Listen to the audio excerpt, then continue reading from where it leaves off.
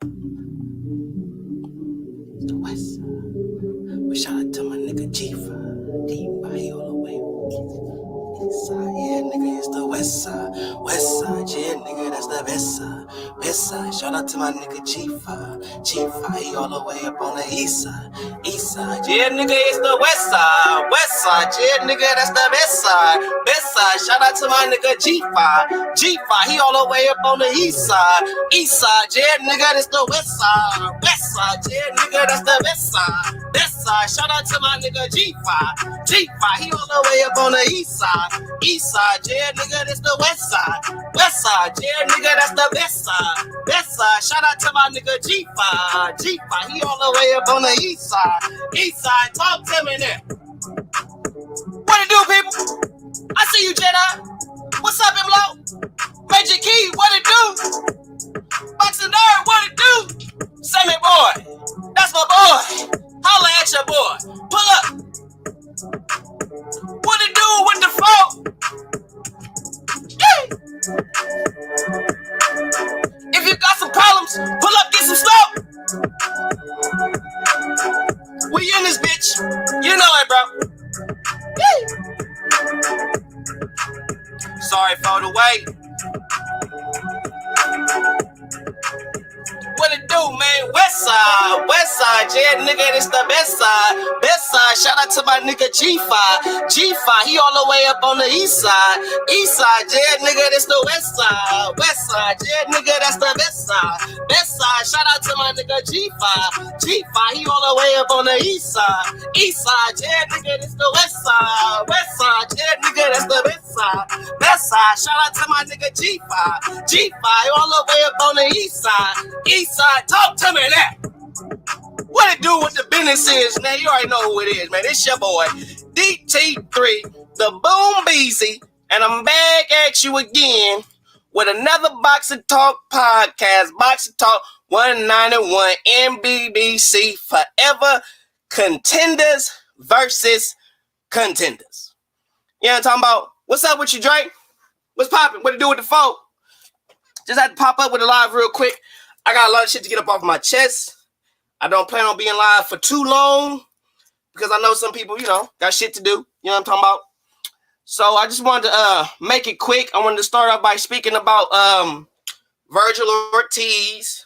A lot of y'all I've been seeing some shit about Virgil and how people saying he's a contender and he's ready for a title shot and all this shit. And everybody want to see Virgil fight Crawford or Spence next. Look, man, wasn't gonna make no video. I wasn't finna do none of that shit. I'm gonna hit y'all with a motherfucking live, and I'm gonna hit y'all with this real shit right here, right now, in front of God and everybody. God damn it, Victor Ortiz ain't ready for no goddamn fight with no Terrence Crawford, no Errol Spence. The fight that you niggas should be pushing for, that you not pushing for, is Virgil Ortiz versus Jaron Boots Enos. That's what you should be pushing. The winner of that fight should be able to catapult their career to get a fight with a Terrence Crawford and or an Errol Spence. But this whole little, y'all hype these fighters up. You got these bitch ass niggas like what's that nigga name? Sergio Mora and the zone commentating crew pushing narratives. All you niggas is pushing narratives. Even you DAZN bitches. Pushing narratives. I'm tired. That's why I ain't making videos. I ain't got time to be shitting on you niggas every goddamn day. So I'ma just do it for the next 30 minutes to the next hour. I'm finna shit on you niggas today. Because I'm tired. I'm not finna keep making video after video, regurgitating the same bullshit. Victor Ortiz is not ready for a title shot. He has not fought anybody to prove that he is title shot worthy. He hasn't fought in a fight big enough to prove that he's worth a title shot. Is he a contender? Yes. But is he worthy of a title shot in this time, in this season? No. He needs to be in the ring with Jaron Boots Enos. Period. And the winner of that fight should be catapulted into either some sense of a star status or a title contention status, if not a particular star status. Since we own this star shit in boxing and we sitting there hyping up niggas like Ryan Garcia, bitch ass, who said in front of God and everybody that the titles don't mean shit. Well, we know you not a Hall of Famer, Ryan. We know your ass ain't going to the Hall of Fame. You ain't even gonna be a second, third ballot Hall of Famer. You just a nigga fighting for the check. So I ain't gotta watch your fights. You ain't even fighting for no real shit. What's up, Ben? What's up, Eric? What's up, Los? What to do with the phone? I see you.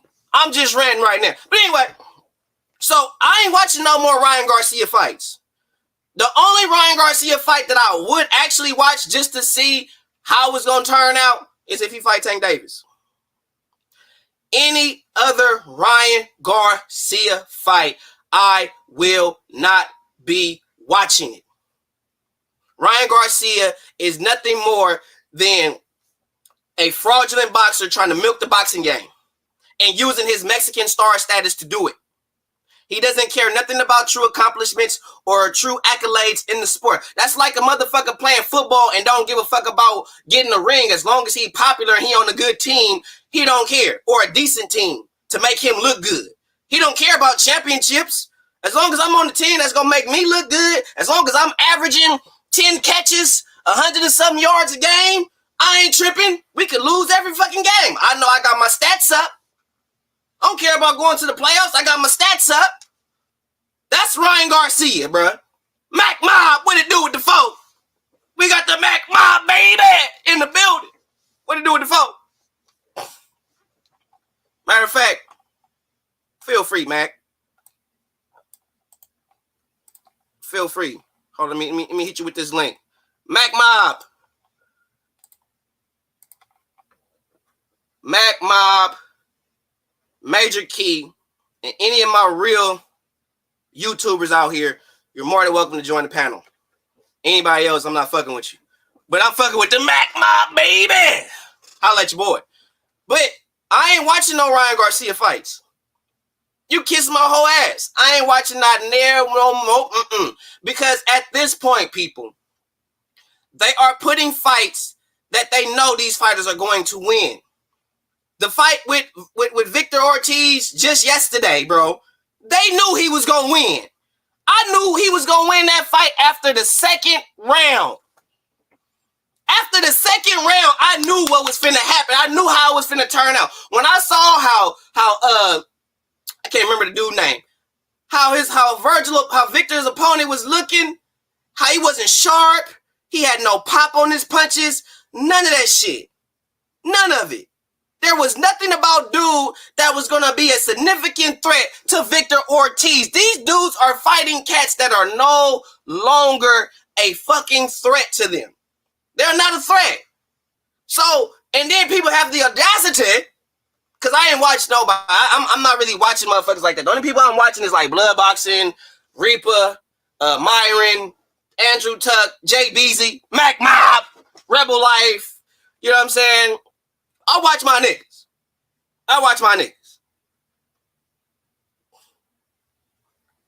He not gonna fight. They not gonna fight though.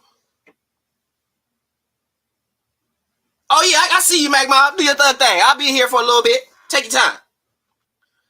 But for real, like they putting these fights together with these dudes that they know for a simple, absolute fact they not finna beat them. When they announced the fight, I knew dude wasn't going to beat Ortiz. I knew it. I don't need to see the fight to know the outcome. They trying to promote these dudes to be these big-time marquee stars, and then when they fight a dude, watch, Victor Ortiz will get beat by a purebred boxer puncher. Period. Victor Ortiz fights a purebred boxer puncher. He will not be able to do nothing. All he do is come forward. That's it. Everybody saying he got pop, he got pop, he got pop, he got power, he got power. It don't mean shit if you don't know how to use it, and it don't mean shit if you fight somebody that's taking away your best attribute, taking your best attribute away from you. And if that's all he got, once that's taken from him, Victor ain't gonna have shit. What's up with 1, 2, 3 kid, man? What to do with the folk?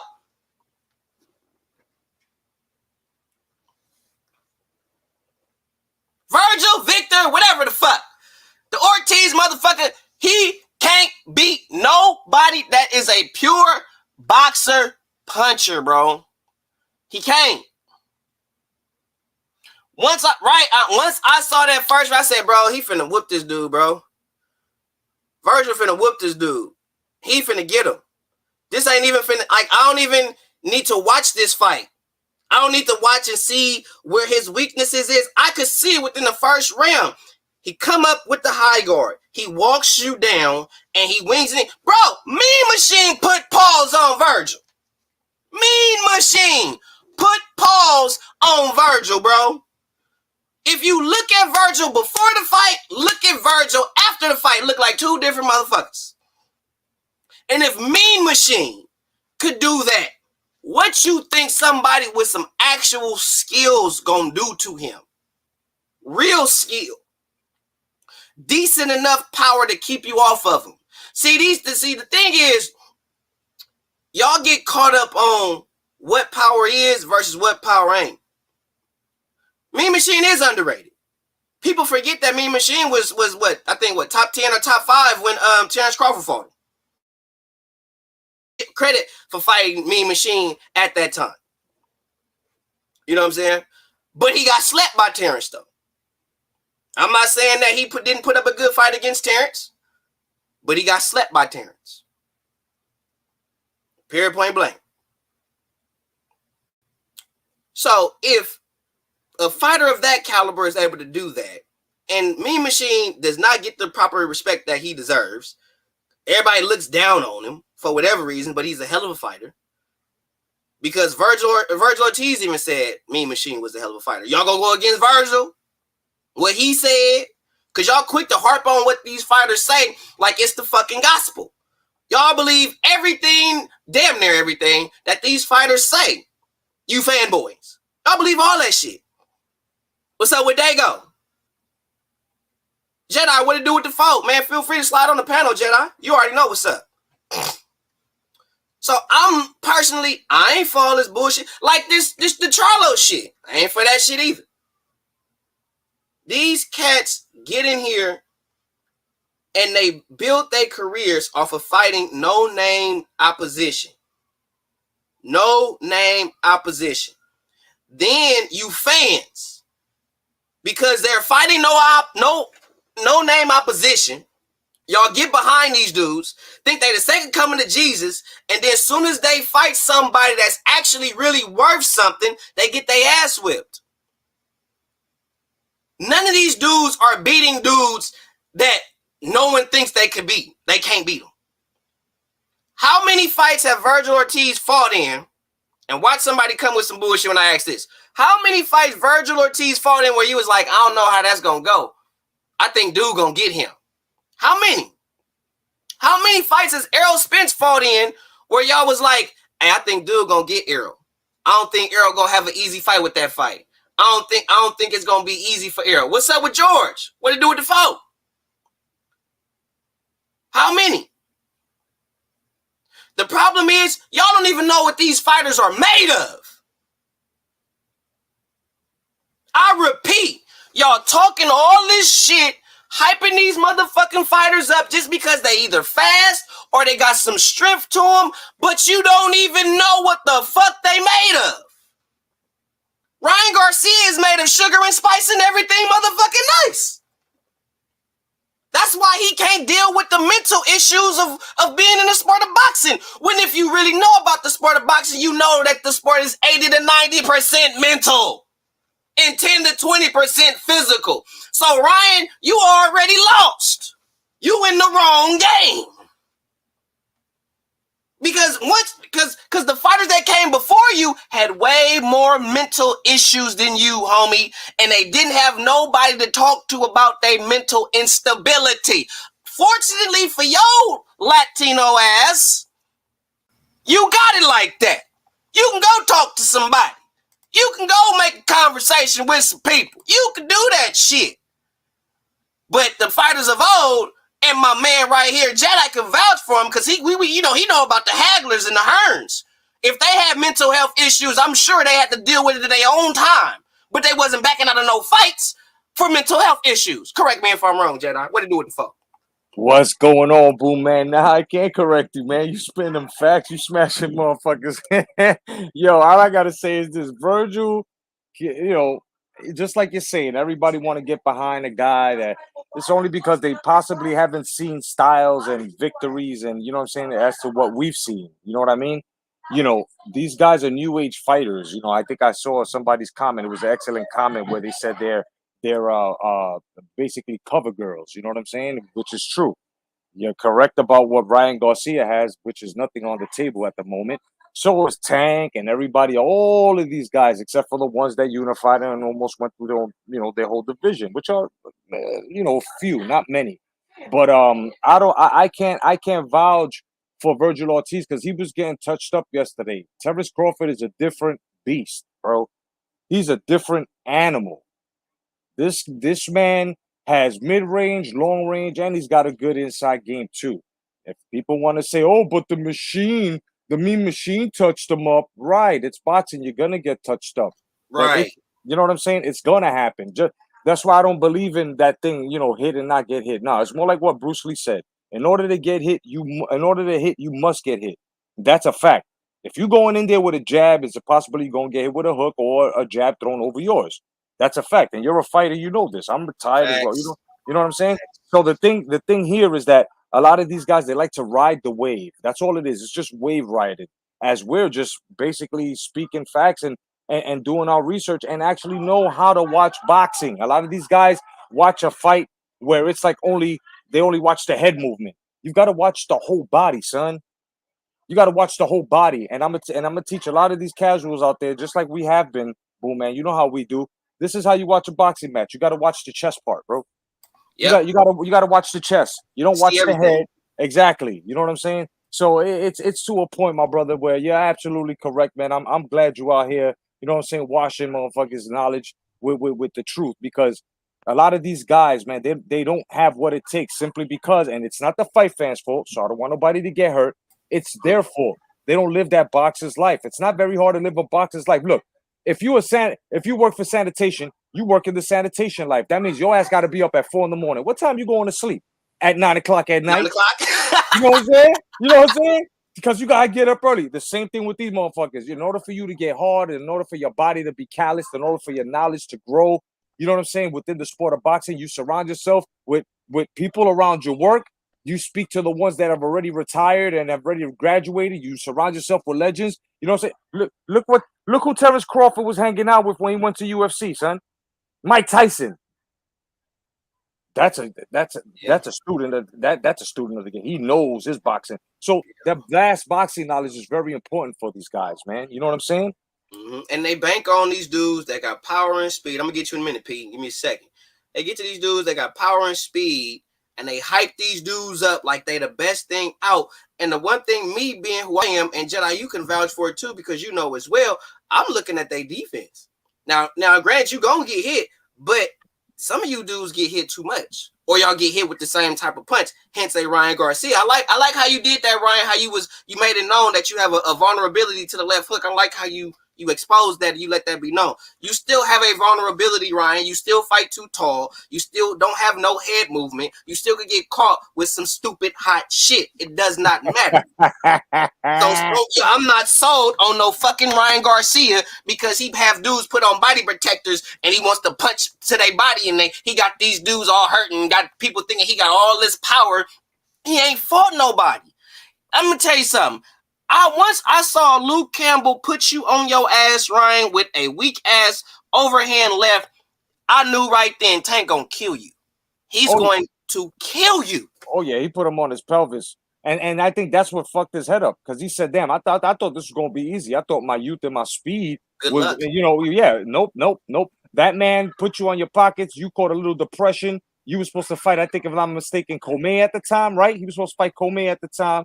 And he said, "Nah, I ain't fucking," because Comey ain't nothing to fuck with either. Like that's a man who's been through the ranks as well. You know what I'm saying? It was Linares, Jorge Linares. He was supposed to fight Jorge. Look at that. And I don't think he would have done well against Linares because Linares was very rough and tough. As a matter of fact, look what Devin Haney did to Linares. It took him a while. You know, he really had to use his skill against Linares. Linares is no joke. You know what I mean? So and Linares got feet. That's right. That's right, bro. I see it like this. Terrence Crawford. And look. I like Boots, but he too is incomplete. He needs a serious dance partner. Thank you. You know what I'm saying? Thank he needs you. a serious dance partner, though. But you hear what Thurman is saying about Boots. Thurman wants 10 million to fight Boots. Crazy. Oh my and I also saw a little thing on Fight Hype about they possibly talking about Conor Ben. What's up, PJ? My bad for not hollering at you. What's up? What do you do with the phone? You're good, man. What's up, been PJ? a while. But yeah, what you think about Keith Thurman fighting Conor Ben being a possibility? Holla at me, PJ. The thing is, Keith Thurman, that fight's not gonna happen, and the reason why I say that is because Keith Thurman he's already shown his true colors from when he didn't fight Spence when he was coming up. He doesn't fight these young cats. And it's ironic because Keith Thurman, when he was coming up, he was calling out Mayweather, he was calling out Pacquiao, he was calling out all these big names at the time. But now the roles are reversed. People want to call his name. You see what Errol Spence said about it? Errol Spence said that he's never going to fight Keith Thurman because Keith Thurman never gave him his shot.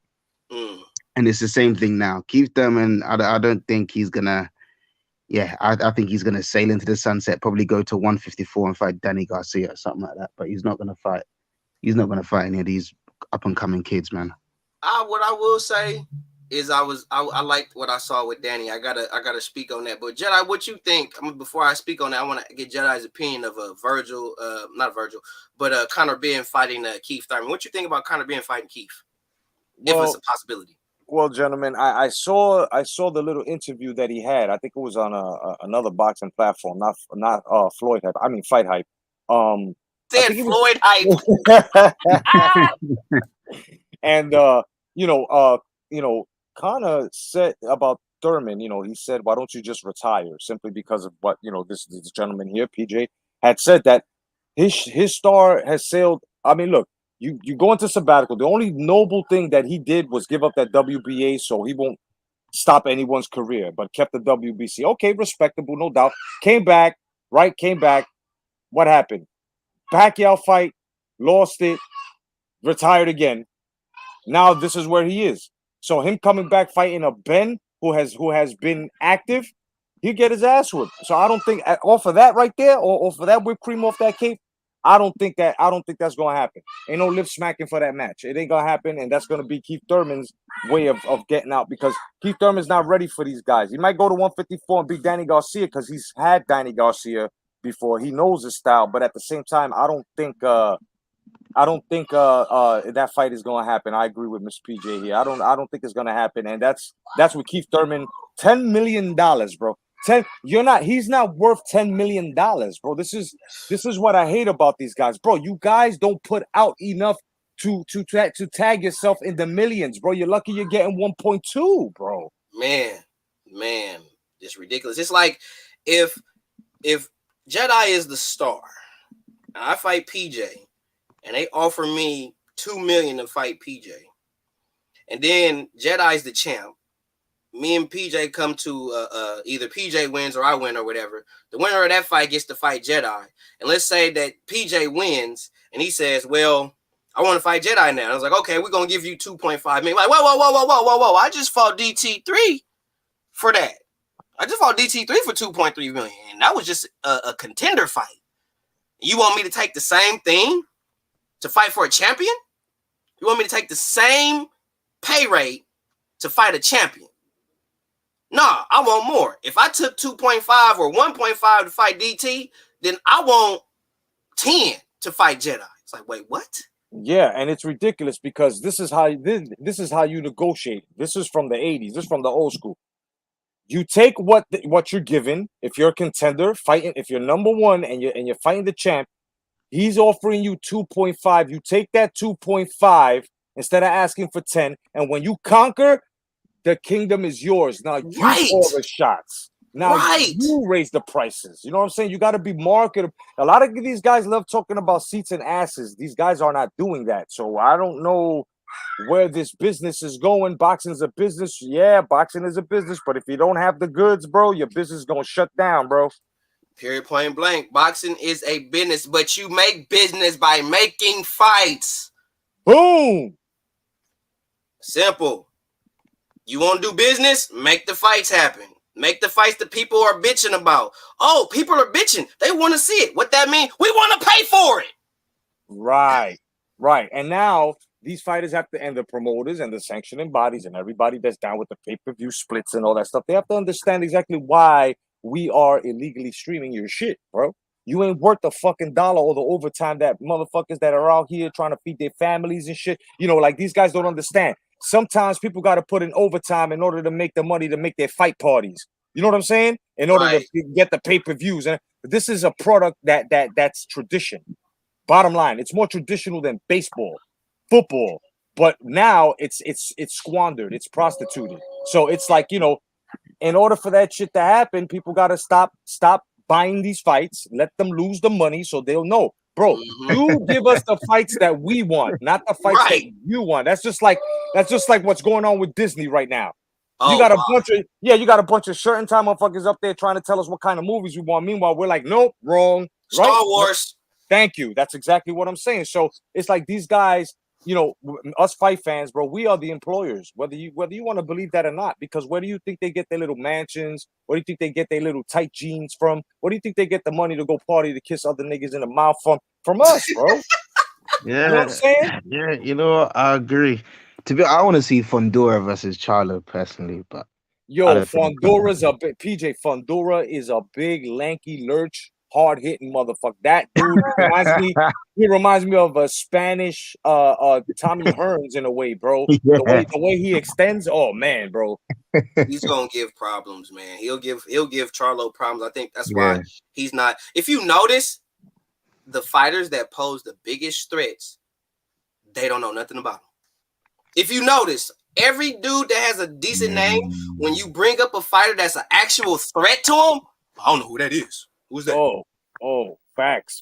And I have to agree with BJ Ben 03. My man, peace to you, my brother. He's correct. He is correct here. Purse bids don't mean nothing nowadays. You know what they do with stuff like that? They weaponize it. They weaponize it in the boxing politics. You know what I'm saying? That's exactly. Look what Teofimo did, and look how it backfired. Right, spreading down all the way to the IBF getting sued and Cambosis as well, trying. Right, that's what happens with purse bids. This is why boxing it has to come back to its neutrality, and the only people that can do that is us fight fans by just illegally streaming this shit, not giving them their money, bro, until they realize, the fight fans ain't buying this shit. We got to go back to normal. They know what they're doing. Right. What's up with Major Key, bro? In Major Key Boxing in the building. What's going on? What's going on, gentlemen? Everything good? Everything is all good, man. What up, Key? Chilling, man. Yo, I have to agree though, 1,000%, man.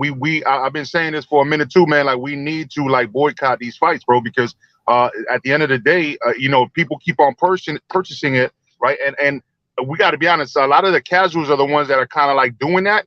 But then, the pugilists feel like they have to do it in order to cover the event. But in reality, you know what I'm saying? You should be telling the people, man, that this is trash. You shouldn't have to pay $80 for a trash fight. You know what I'm saying? It may be competitive, and it's not like I'm not trying to insult the boxers themselves when it comes down to it, but it's not a pay-per-view buy. It's not something that you're supposed to spend $80 for. And that's the problem, It should be on ESPN Friday night fights. Exactly, bro. Can I just give you a little statistical historic review that I've been recording for a long time, bro, with the pay-per-views? Check this out, guys. Check this out, gentlemen. Right? Okay. So back in the let's take it not even the 80s, because the 80s, let's take it to the early, mid, and late 90s, all the way to the millennials where before the Manny Pacquiao and Floyd Mayweather wars. Okay. The pay-per-view standard, in order for you to become a pay-per-view king, in order for you to be recognized, was 750,000 buys. Now they've lowered the standard to 250,000. So this is why you got these guys out here saying, oh, I put asses in seats. Bro, 250,000 is only 1/3 of what the other guys way before you that have paid have done, and you're not. None of you guys fit in those shoes. None of y'all. So it's like it took Mike Tyson and Roy Jones Jr. to come back in an exhibition to sell $1.5 million pay-per-view buys, none streamed illegally, and they still holding the record more than any fighter today in pay-per-view numbers, and it was in their era. They should feel ashamed of themselves. Exhibition too. And you know what it is too, Jedi? They're using the pandemic as an excuse right now, and this is post-pandemic. So the fact that you're not selling, right? You're trying to still blame it on, you know what I'm saying, the pandemic, but the pandemic is been here and it's gone. And Mike Tyson and Roy Jones showed you that you can still make that money, but everybody's trying to act like no, we can't make that same type of money.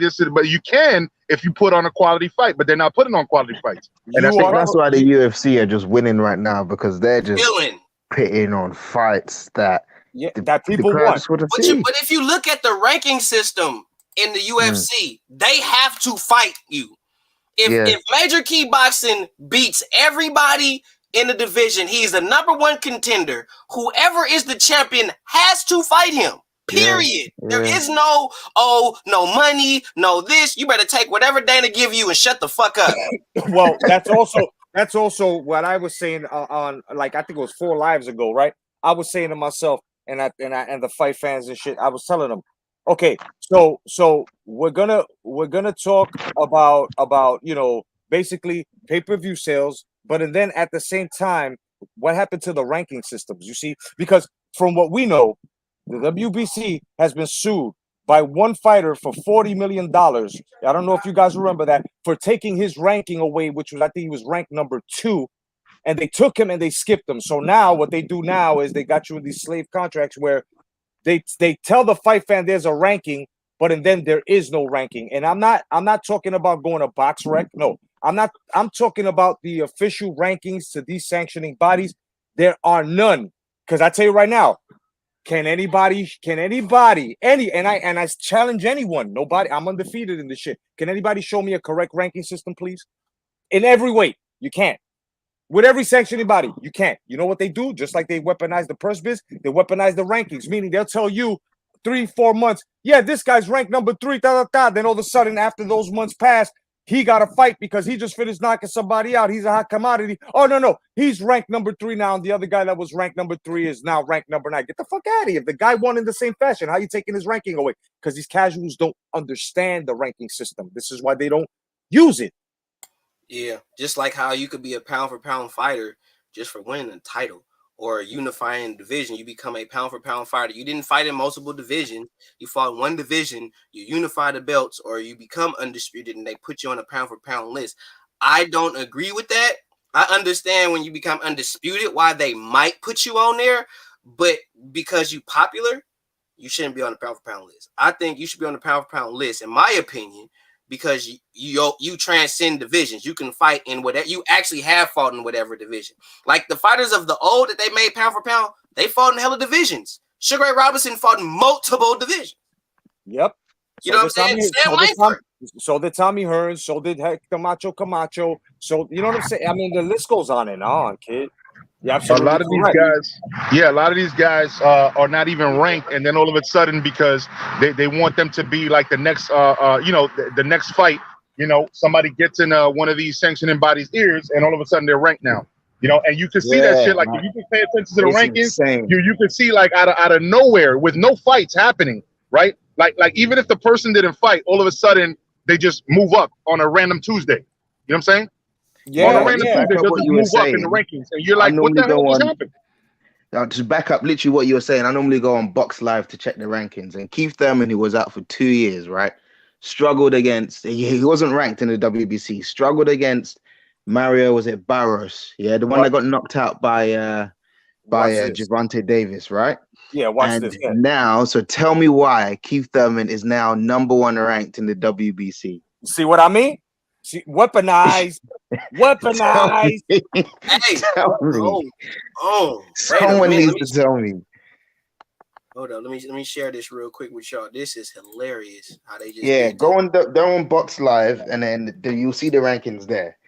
Look he at this. just beat Barrios. Yeah, it's crazy. Look at this. Look at this. This. I didn't go to Box Live. I went to the WBC. WBC, right? Okay. Yeah, I went to there. Look at this. Virgil Ortiz, #1. Who is this Dave? Who is Dave? Who is him? Who is Dave? Oh, he's a European. He's a European guy. They want to fight. They want to put him against Conor Benn, but I don't think Conor Benn wants that smoke. And then they got Keith Thurman #3. Boots is 4. Conor Benn 5. You got Danny at 6. He don't even fight at welterweight no more. Yeah. Why is he even ranked? He don't even fight at welterweight. Weaponized. I'm telling you guys. Mikey Garcia? Oh, Jesus. And he's retired. And he's retired, isn't he? He's retired. Kell Brook retired as well. Kell Brook? Weaponized, retired. I'm telling you guys, I'm telling you, bro. I've done extensive research on this, bro. They do this shit, bro. Crazy, bro. Crazy. What's up, the Mac Mob? How you doing, Mac brother? Mob, baby. What it do with the phone? Gentlemen, what's good with you, man? What's good with you? What up?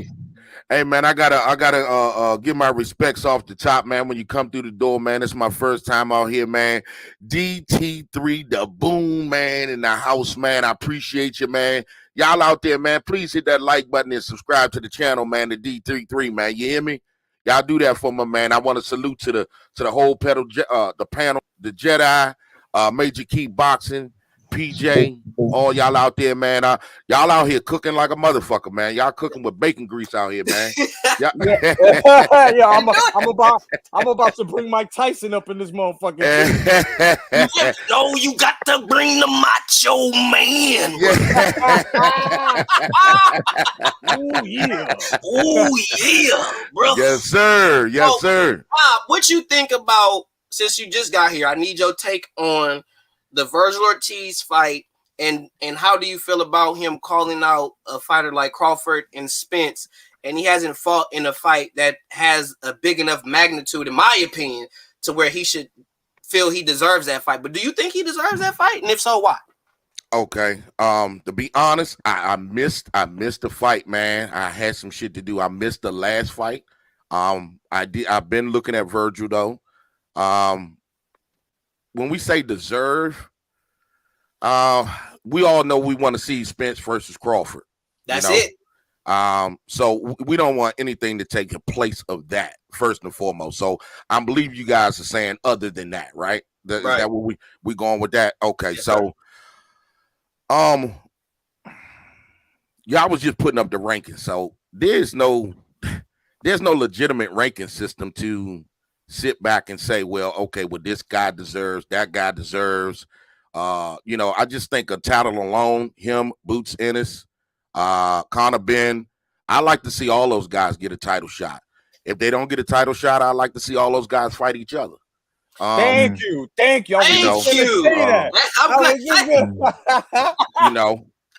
I mean, let's get the shit on. I mean, all this marinating fights and this, that, and the other, man. I mean, deserve. I don't know about the word deserve. I mean, hey, I like to see him. I like to see him. Shit, it's about time. They 25, 26 fights in or more. Boots got 28 fights or something like that. That's what I want to see, bro. I mean, hey, if they not getting a title shot, then they need to get it in the ring with each other. Let's duke this shit out. And then, come back again. See, the thing about it is that boxing is the pimp game, man. But a lot of people don't understand. It's the pimp game. I like that. You know what I'm saying? The boxing has always been the pimp game. Yo, can I jump in real quick, bro? I want to add to that, though. I want to add to that real quick. And if you know what I'm saying, if you don't mind, just throw one point in there, right? And then you jump back in. But I just want to say that when it comes to that, that's the only reason that I personally don't want to see Boots and Virgil right now. Not because they shouldn't fight each other, but the thing is that if Crawford and Spence ain't, you know what I'm saying, like fighting each other, why should these dudes lose their potential bags in the future by fighting each other and losing the O? You know what I'm saying? Because one of them is going to lose an O in that, right? And see what I'm saying? Like they should be able to kind of build their careers and build their bags too. You know what I mean? But the only holdup is this whole Terrence Crawford and Errol Spence fight. So I think it's unfair to these young gentlemen, you know what I'm saying, when they should be able to get their bags too. and get a little bit of recognition along the way.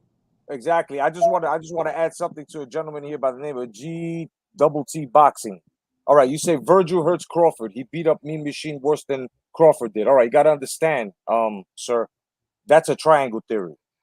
Okay, just want to let you know right now, that's a triangle theory because Tommy Hearns beat the living shit out of fucking Duran, right? But look what Sugar Ray Leonard did to Hearns, right? And right, so it's a triangle theory. We don't know the outcome of that. That's all I want to say. Go ahead, was that Major Keys that made that point? Yeah, Major Keys. Was that Major Keys that made the point about the Virgil and Yes, sir. And I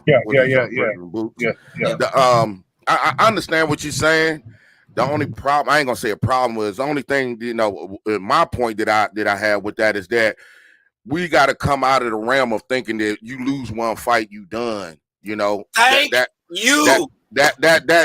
mindset, we got to stop that. That's how we not get fights. Stop the Mayweather politics. Because the point same made. thing. I'm going to agree with you off top. Point made. That's a beautiful point. I would agree with that. You're right about that. Because we can go back to Arturo Gotti versus Mickey Ward. Preach. These guys had lost already, but they brought a beautiful fight. And guess what? Everybody wanted to see it 3 times because they brought a beautiful fight. They just slugged it out and shit because that's what we wanted to see. Right now we're looking at Earl Spence versus Terrence Crawford fight. We should be on fight 2 or 3 right about now. Yes. We haven't got one. And that's the whole problem of the pimp game that we got going on here. The pimp game is they're pimping. Think about it. Back in the day, we knew Don King was there. We knew Bob Arum was there. We knew Lou Duval, whoever else was there. Any of these guys and promoters, we knew they were there. But none of them was fans of their promotional companies. We have gotten to the point now, this new generation, where they're fans of the promotional company more than they are of the fighter. Yep. PBC, Top Rank, with the Zone did this. Why? Don't give a fuck about none of them. And I'm see the fight, bro. And I'm gonna say this, working of what you said, Mr. Mob. Check this out now, right? Adding on to what Mr. Mac Mob says here, right? If you're gonna pay attention to promotional companies, then I think homage should be paid to the most senior and the gateway to boxing, which is Top Rank. If you're gonna go there, because everybody went through Top Rank except some of these youngsters here. You know what I'm saying? Even these youngsters. But we must stop the Mayweather politics. You're absolutely right, Mac Mob. They gotta stop that. Oh, if you lose the you gotta go. Are you kidding me? So that means Sugar Ray Leonard ain't worth nothing. Muhammad Ali ain't worth nothing. You know what I'm saying? Everybody. Right, Sandy Sadler. Really? Yeah. Is this what they saying? Wow. And that's why you gentlemen was right in which I was saying earlier is that the problem with that and why we don't get those pay-per-views and the numbers up and you're only getting 250 or you get a 300,000 right here is because none of you guys have made a name for yourself by fighting other guys. And this is the thing that goes back to Virgil versus Boots that we're speaking of. You have to get in the ring. You have to get in the ring to make the name. Other than that, you ain't shit. You just a guy that's hyped up. That's the pimp game about it. You hype a guy up. Hyping the pimp game. See, the pimp game is that you got tricks. And the tricks is say, give me a fantasy. Give me a fantasy. That's the shit about it. It's all about a fantasy. You know what I'm saying? I'll give you your money if you give me a fantasy. I know you don't fuck with me, but act like you fuck with me. You know what I'm saying? This is the game that we're at when we got boxing right now. You know what got motherfuckers out here that you think this like that, but we don't know shit because they're not in the ring. Exactly. I love Tanker's a fighter, but he ain't fought nobody. Exactly. All the rest of these are motherfuckers too. The Virtues, Boots, all of them. But I ain't gonna cook too much. I'll let y'all do y'all. No. It's just like what Mike Tyson said. You know what I'm saying? Mike Tyson, when he said this is a quote that should be put on a shirt. And I don't know why he hasn't done it yet. He says, in my days, you know what I'm saying? In my days, we were warriors. You know what I'm saying? We were gladiators. Yes, sir. These guys today, they're nothing but businessmen. You know what I'm saying? Nothing but businessmen. They're a business model. So I can't blame them. But at the same time, You guys got to fight because just like Mr. Mac Mom said here, you know, a prostitute is good money, but at the same time, you got to worry about the bad stuff, your health. Yeah. You know Real tough. Real tough. But that's real though. It's like it don't make no sense why we can't get the fights that we want to see, and we got to postpone and push them out. And then everybody trying to do the Mayweather Pacquiao thing, and I say, okay, for one, not Mayweather or Pacquiao. Number two, that fight sucked. Yes. Bro, that was a 19-minute hug fest out of a 36-minute match, bro. Period. Hey, we got the Reaper in the building. The Reaper Reaper. gang. Man, shout out to my guys, man. Salute to all the bros on the panel, man. Peace and blessings to all y'all boys, man. Just, you know what I'm saying, seeing you was cooking, man. Happy pull up, man. I'm cooking on Virgil, bro. What you think about? I'm finna cook on Jake Paul in a minute. I'm saving him for a little bit later. But what's up with you and what you think about Virgil? And do you think that Virgil should get a fight with Crawford or Spence next, or do you think he should fight another contender like a Jerron Boots Ennis or Blair Cobbs? Man, fuck all of that. Blair fucking the Flair and all of that bullshit, man. Mandatory flex, man. Mandatory flex, man. Fuck who next. You know what I'm saying? You know what I'm saying? Like Virgil, look, man, Virgil 9th. It's not that, you know, I don't glamorize, you know, just 19-0 with 19 KOs, but I do start to glamorize it when you think of the names that are on his list, when you think of the caliber opponents he's fought, when you think about how he dismantled Maurice Hooker. Man, I mean, come on, man. Like, Virgil has proven that he has fought top-tier, consistent, top 10 guys for his past what? How many fights? Like what? 7 fights? So, at the end of the day, man, put the boy in there. We got to remember when Oscar De La Hoya did it. We got to remember when Wilfred Benitez did it. We got to remember when, God damn it. We got to remember when Mike did it. You know what I'm saying? So at the end of the day, the training wheels been off. You know, Oscar putting all his energy into Ryan. I've always thought the greatness rides with Virgil, man. Virgil's a gamer. He's a hitter. He got the goods. He's must-see TV. Let's see this motherfucker against another champion. We already seen him break the arm and break the jaws of another champion. Like, come on, let's go. What about no, he's at 140. What happened to Jose Ramirez? Why he didn't move up to 47? I think Jose Ramirez was about to fight for a title, but the conflict came in. He's about to get married, so he pulled out of that. So now Regis Prograis about to step in that spot. But that's right. Okay. But he game though. Prograis. Peep game though. This shit makes it extremely interesting because here's the thing: Zepeda does the one thing Regis does well, and then Zepeda does another thing that Regis doesn't do well. Zepeda can move. And Zepeda got pop in his gloves. Yes, sir. So Regis ain't no shoo-in to get this dub. I know everybody gonna be probably strong on Regis' side, but let's not forget, Zepeda been on a tear, knocking niggas' heads off. He showed resilience, you know what I'm saying? Getting up time and time again. Hella dexterity, man, the dude with the shit. So this is just an exciting fight for me. Either way it turned out, Jose or Regis, man. I think this might even be a better fight stylistically because somebody getting knocked the fuck out. I'm with you as far as like most people are picking Prograis because I'm picking Prograis. I think he's a better boxer, but Jose Zepeda definitely. I mean, he did have a split decision against Ramirez. You know what I'm saying? Like this was going to be their second fight. You know, so you know the fact of the matter is we seen him get down and get back up against Baranchyk and all that. Like the dude's a tough dude, man. You know what I'm saying? That was absolutely. Like, guess what these fighters have in common as well? What? They've both got losses. Facts. Facts. And see, that's crazy to me because, you know, I heard y'all talking about having the old conversation, you know, before I popped in. And my thing about that is, how do you evolve if you don't take on great opposition? How do you evolve if you're not fighting the toughest guys out there? How do you evolve if you don't get your chin tested? How do you evolve if you don't hit the canvas? How do you evolve if you don't have that dark moment in that locker room? If you don't have that dark moment with the press, not saying I'm wishing a loss on anybody, but we all know life in general, adversity is something we all must go through as men. Yeah. So at the end of the day, in order to succeed. Yeah. Right. Attrition. Yep. But you know what? This also led into the previous conversation that we was having, right?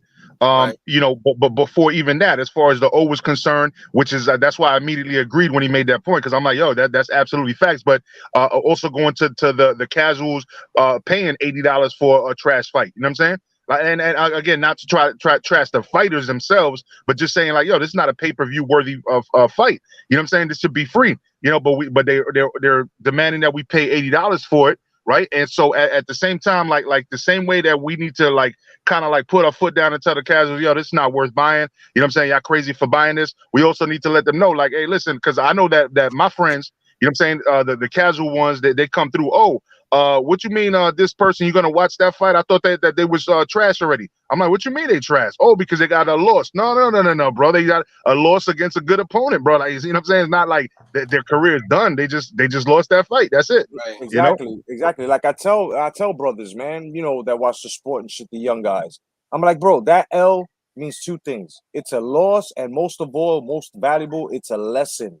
That means that the mistakes that you made in that match, you've learned from them. You will not make them again if you fight this man again or you fight the next contender. This is why I don't agree with guys that are just multi-divisional champions that just keep skipping because they don't see the style. Look what happened to Canelo, right? Canelo moved up, not filling in that shell. That's number one. Number two, not filling in the shell of fighting different styles. He hadn't seen that style before. You see? So this is why it's important to finish a division, bro. A lot of these guys don't finish divisions no more. And, you know, and I can respect it. It's their choice. It's their career. But at the same time, where does that leave you, right, in a debate conversation of greatness against the greats? It don't. Because at the end of the day, you don't know what these dudes are made of. Facts. And, man, I can always count on Jedi to talk that shit, man. Shout out to the bro, man. Like, realistically, bro, it's like we live in a world where people want to glorify the easy button. And it's like we got these fighters out here and we got these promotional outfits as well. It's kind of like it's a really chaotic game because it's all working in tandem in a sense. We got the fighters who are comfortable with skipping, you know, and changing direction and deflecting from a fight or letting a belt go or taking French fry titles, and, you know. So French fry titles.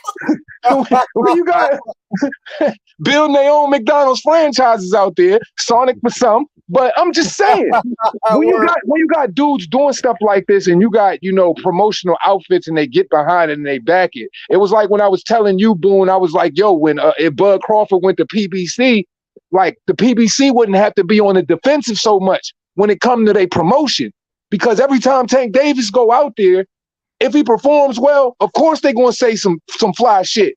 But if he has a little bump in the road in the fight and it looks a little mundane, they immediately go to, oh, this guy was a tough fighter. Man, give me a fucking break. We didn't know you didn't know they didn't know shit about that fighter a week ago. You know what I'm saying? It's the same thing they tried. Jamal Charlo, they got on the defensive with the promotion with Jamal Charlo when he fought Juan Montiel. Oh, God. Don't bring that up. Bro, how do you sit up here and try to hype up this guy? How you try to hype up this guy that you fucking grabbed from a goddamn fucking donkey show? Yeah, like you said, you said Bubu Andrade just fought a top 20 dude coming out the UK, but meanwhile, Jamal not fighting even the top 20 dude coming out of Mexico. Like, and the criticism is so funny because why is Jamal running the triangle theory and going after Macajay Shalecki? I'm just saying. You know what I'm saying? And then what about the other Charlo who happened to lose to Tony the Tiger from Crunk Boxing? And what happened? You know what I'm saying? For sure. It's because these guys that they put up there in the limelight, bro, they're not what they seem. They're smoke and mirrors because these guys have not undergone what my man the Reaper said and everyone else on this panel, bro. Attrition. Okay? At least Tank Davis, Pitbull Cruz, in my eyes, he did put a beating on him, son. He got his you know what I'm saying? He got his attrition. I gotta give it to him. You know what I'm saying? Ryan Garcia had another gun. Yeah, you know what I'm saying? He had another gun and he attrition because he got put on his pelvis, right? But if he would have got a couple of lumps and put that, then that's attrition. And then with the next fight, this is what I'm saying. Like the Reaper said, we don't know, and what you know what I'm saying, DT3 said earlier. We don't know what these guys are made of until they're in front of us, and most of us are sitting back like motherfuckers talking mad shit, and we just watching niggas play themselves. That's what we're doing with these fighters. They talking this, they talking. Look at Brian Cobbs. Prior to this fight, the one that he had talking all this shit, I'm the best. Yeah. What happened? He got the braids falling back into the afro with a dent, son. And what happened, right? So we are correct. Why? Because we love the sport of boxing. It's a tradition for us, bro. We know what we're talking about, and we're not doing our own horns, but it's just the facts, bro. You got to deal with the facts. Like, let's just be honest here, bro. We live in a society where people are really fucking soft and sensitive about words. Yep. They don't want you to speak what is literally the truth. They want you to deceive your own self. They want you to basically lie to yourself and say, well, I didn't just see this motherfucker get taken to his whole body for fucking 7 to 8 rounds on a goddamn back foot. Well, I didn't just see this guy get touched up about this other guy. They want you to completely lie about it or throw it on it. It's amazing how we can freaking smother the bullshit. But then when great guys are doing great things, you don't even acknowledge that. You won't acknowledge how many times, Anthony Joshua had to fall off the canvas, come back, how much adversity he had to face, and he's still jumping there time and time again, but you'll hate him. But people will find a way to big up other individuals who've been running flat tire marathons their whole fucking career. Them bunch of fucking coattail riders. Hell yeah. Now, how do you disrespect the heavyweight who fights all of the toughest opposition in front of him and don't waver from it? This is what the sports need. Reaper. It's the Reaper, right? Yep. For sure. All right. Yeah, I see that Merlin flag behind you, fam. You know what I'm saying? So that means you're a homeboy because I'm from PG County, my damn self. Okay. My God. Yes, sir. All day. So basically, what you saying is basically all the motherfuckers you talking about are just moist as fuck. Bottom line. That's what they are, because that's what I call them motherfuckers, moist. Because see, at the end of the day, a real man is gonna sit up here and say, yeah, you know what, blah blah blah. You know what, you right about that shit. You can sit back and you can tell a motherfucker all facts all you want to.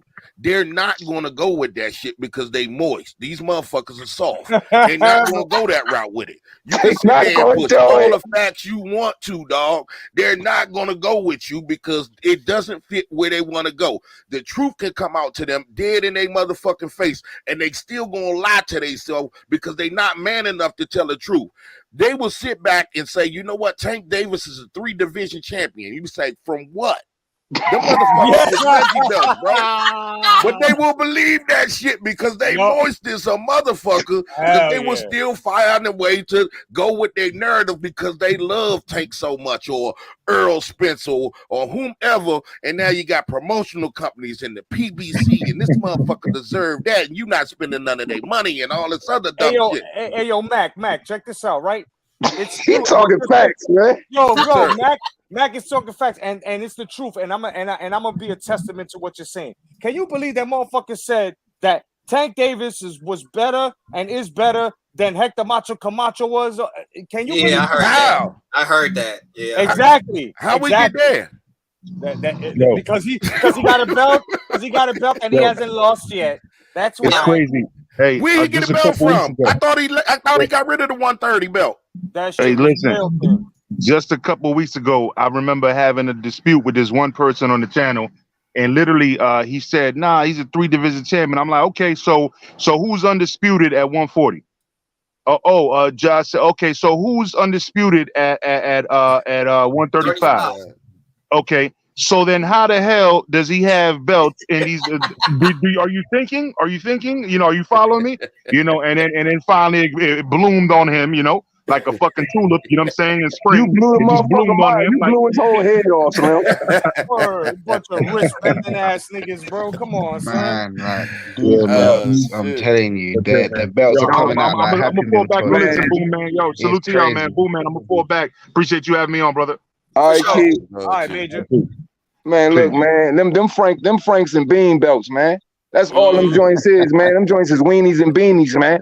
Like, I don't want to hear nothing about them belts, man. Like, the crazy thing is how they try to market these dudes. They've literally tried to erase Bud Crawford out of the conversation when it came to the 147-pound champions. They threw Manny Pacquiao's regular belt up there. So, I mean, at the end of the day, what could I expect from Titty Water Promotions, man?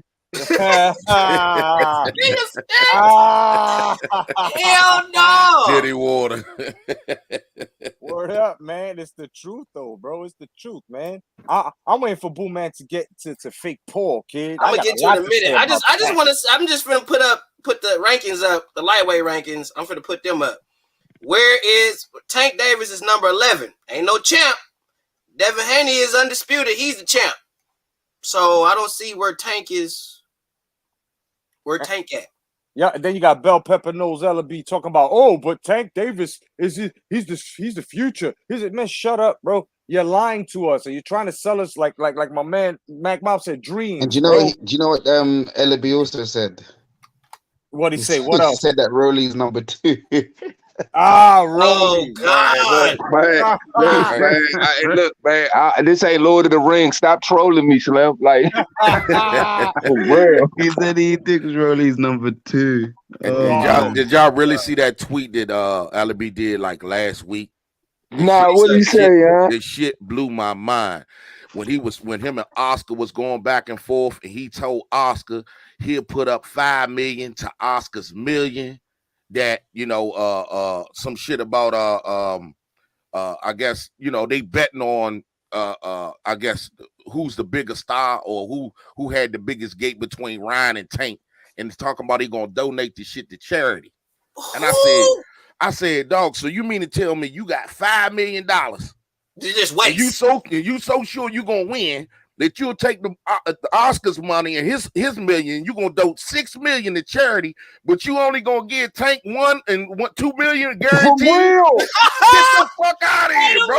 For real. Fix it, Jesus. Make it make sense, bro. Bro, I think look, this is where everything makes sense. I swear to God, somebody dropped a big red pill bomb on his whole life. Yo, that's like washing dishes with your chest, dog, and scratching. Man, look, man. Like my man said, man, these niggas be closing, you know what I'm saying? They be closing refrigerator doors with their hips, man. Shit, the motherfucking fighters ain't even gonna sit back and say nothing about this shit. Nothing. They don't want to take control of their own fucking. This is what it is, bro. And I don't care if anybody get offended. This is what it is. Yes, boss. I take that, boss. What you say? Chitlins and cornbread, boss? I take the scratch, boss. I do the boss. It doesn't matter. Yes, sir. Yes, sir. Man, people might get offended, man, but I've been saying, I said the PBC ain't nothing but the goddamn chitlin circuit, and I said their whole promotional outfit is the Amistad. Y'all niggas is on that joint shackled up, y'all get minimal dollars, and I'm watching other people and other promotions soar around them. And here's the thing, let's be honest here. If it's not inside, if it's not in the house, it ain't never gonna mount. Because they only rocking inside the house. Jamel was only gonna become undisputed inside of the house. Now, my thing is, I fuck with Jamel. But just the reality of how they do business and the consistency of their business practice tells me, man, they inbreds, man. Inbreds. I'm serious. It's like a motherfucker. I'm telling you, man. For real. The only fighter that I've noticed that we got to act, even though I'm pretty sure, I know for a fact, 3 out of the 5 of us have talked shit about this dude, but at least we know what the nigga made of. We already knew what he was made of. That's why we talked shit about him.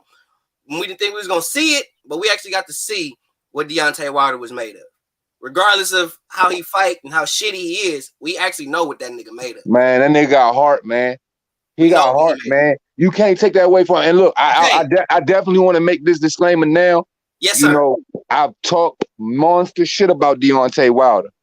But here's the deal. I talk monster shit about Deontay Wilder. I talk the same shit about every fighter, only in good faith, with the hopes that the constructive criticism will drive you in the right direction and fuel you to be a greater version of yourself.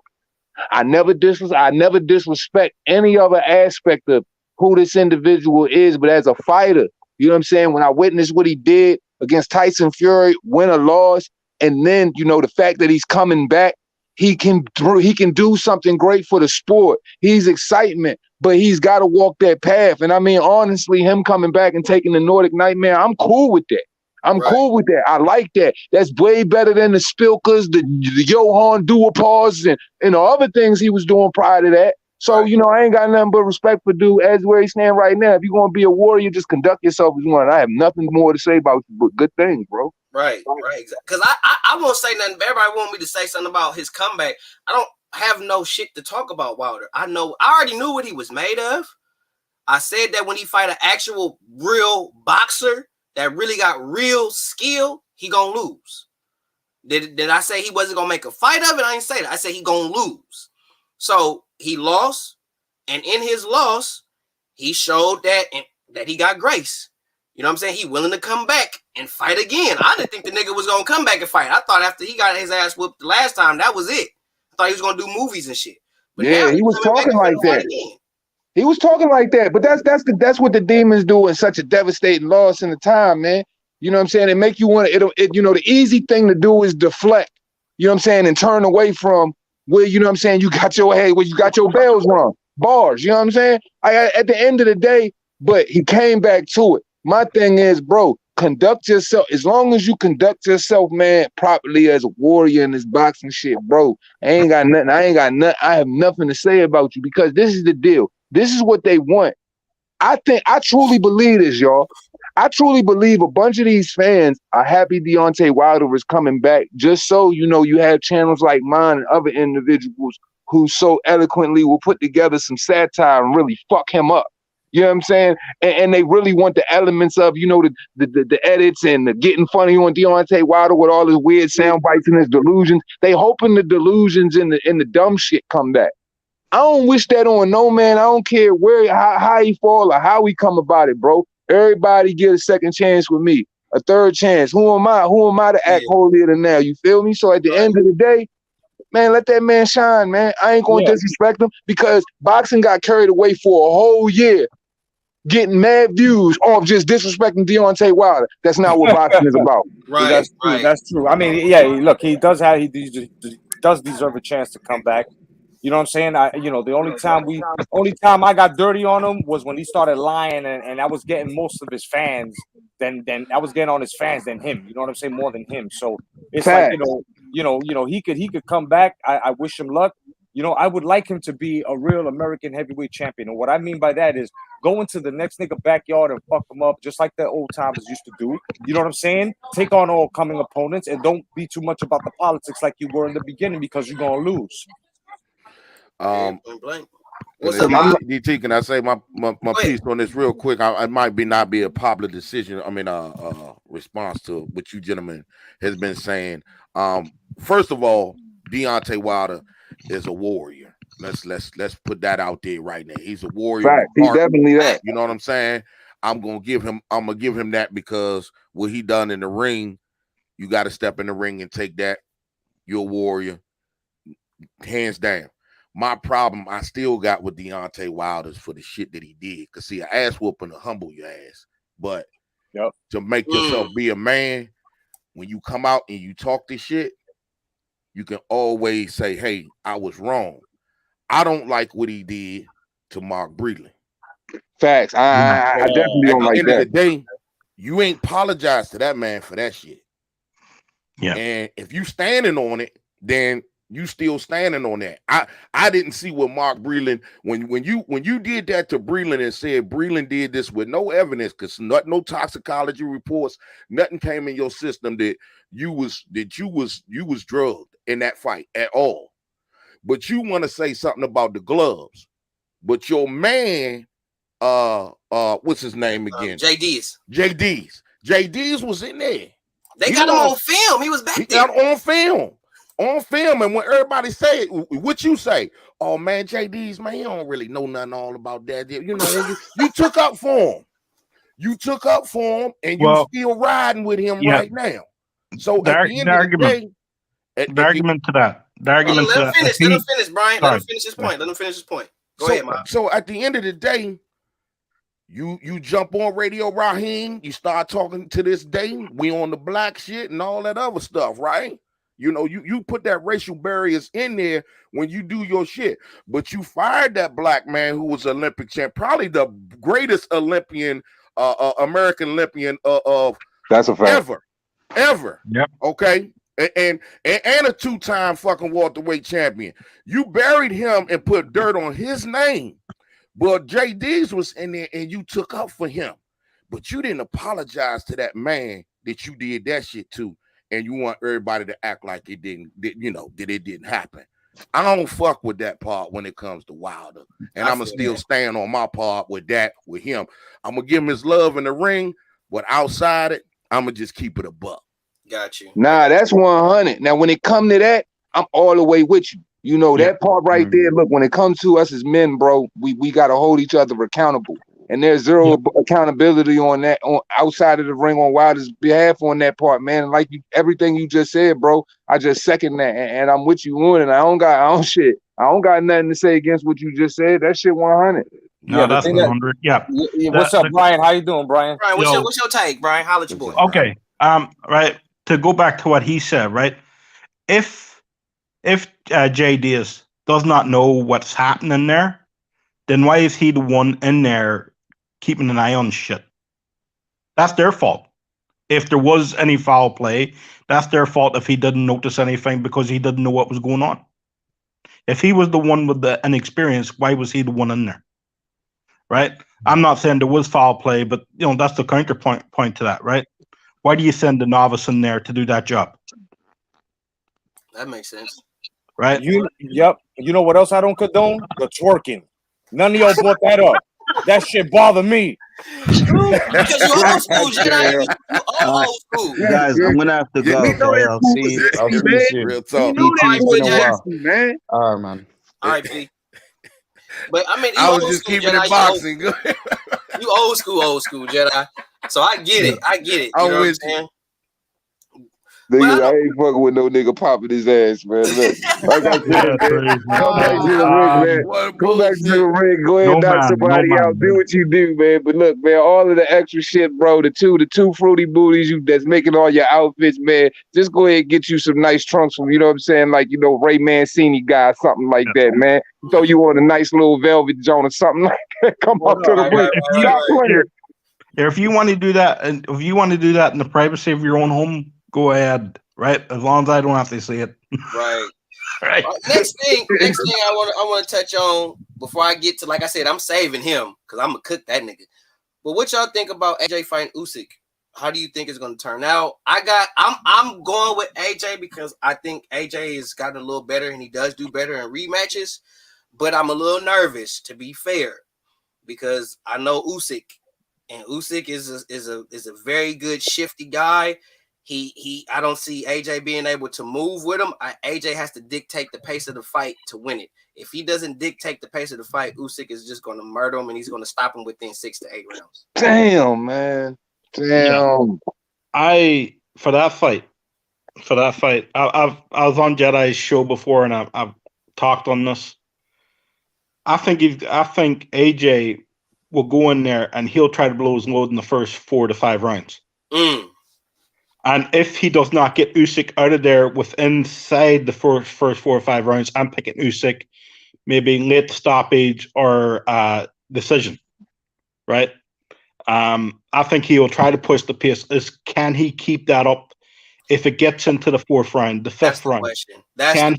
Can he maintain that? Because we all know AJ in fights has had stamina problems, especially in the middle rounds, and then he picks it up. The thing with Usyk, though, is the movement is so difficult. He sets a pace. It's hard for a lot of guys to keep up with. Because it's an awkward, different style of pace, man. He don't never set in one spot. Yeah, never sit in one spot. Shifting angles, foot feints, upper body feints. Right, it's a concentration level, right? And he fights off rhythm. Another thing too is AJ doesn't know when he's going to punch. And if you watch the first fight, right, and I've said this a lot of times. If you watch the first fight, every time in the first 4 or 5 rounds, every time Usyk upper body or lower body feinted, foot feinted, AJ reacted to that, which is bad. And that took so much energy away from him because he just couldn't read it. He just couldn't read him. And AJ is a fighter that fights in rhythm. Now with Garcia, Garcia is a trainer that you come forward. He teaches you how to cut off the ring. AJ was originally that, right? When AJ first came in, he was originally that. I think Garcia will, he will, I think he'll, what's the word I'm looking for? Like, he'll simplify that for him, and try to get him to focus on cutting off the ring, right? Here's the thing. If it's fought in the middle of the ring, I'm picking Usyk, right? If AJ can get this guy back in the corners and he can wheel on him, maybe AJ, right? But I think if it's fought in the middle of the ring, I'm picking Usyk all day long. And I think with Usyk's movement, you have to corner that guy. You have to find a way to stop him from moving. And go to his body. Go to Usyk's body. Every single chance you get, Usyk doesn't like it to the body. Go to his body. Yeah, here's mine. Okay, yeah. I found out about I think it was 4 days ago that the one that's training him and helping him is not Robert Garcia, bro. It's Mikey Garcia. And these are facts. Yeah, these are facts. Yeah. So here's my predicament. Usyk's whooping that ass even worse this time. Why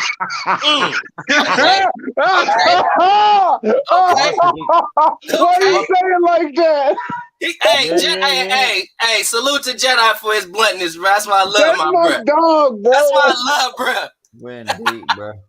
Back my baby. Who you got? Usyk or AJ and how? Oh shit, man! Jedi just motherfucker dropped the mic on motherfucker. That nigga crazy, Motherfucker dropped the mic on the motherfucker. That nigga broke hearts, man. Now, I don't know about training. Let me say this, because I don't know the information. If Jedi is if he's correct in that information that is appealed to the court, then I agree with him. That if Mikey Garcia is training him, he getting his ass whooped. Come on, man. Hold up. I'm not gonna let y'all make fun of the 135 master of fundamentals. He not the 135 master of conditioning. That's I ain't never seen a boxer with not one A about this man, dog, I'm telling you, bro. It's like I always say, the nigga got a body of warm bowl of potato salad, man. Word up, bro. That nigga body with a warm bowl of potato salad, man. That nigga got a fruit bowl punch for us. Fucking man, gelatin ass looking ass. Everybody going with Usyk, basically. Everybody. I'm gonna go. Look, if Joshua, if he can smother Usyk, if he can apply the pressure, if he can dictate pace, if he can establish his distance and how he wants to get off, he can win the fight.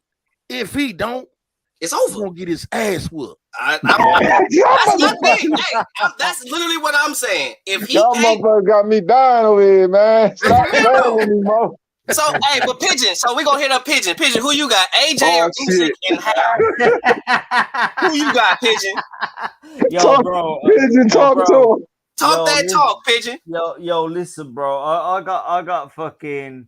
He's gonna bag him up, pack him up, and fucking fuck him up in the 11th round, bro. AJ's gonna be gassed in the 11th round, bro.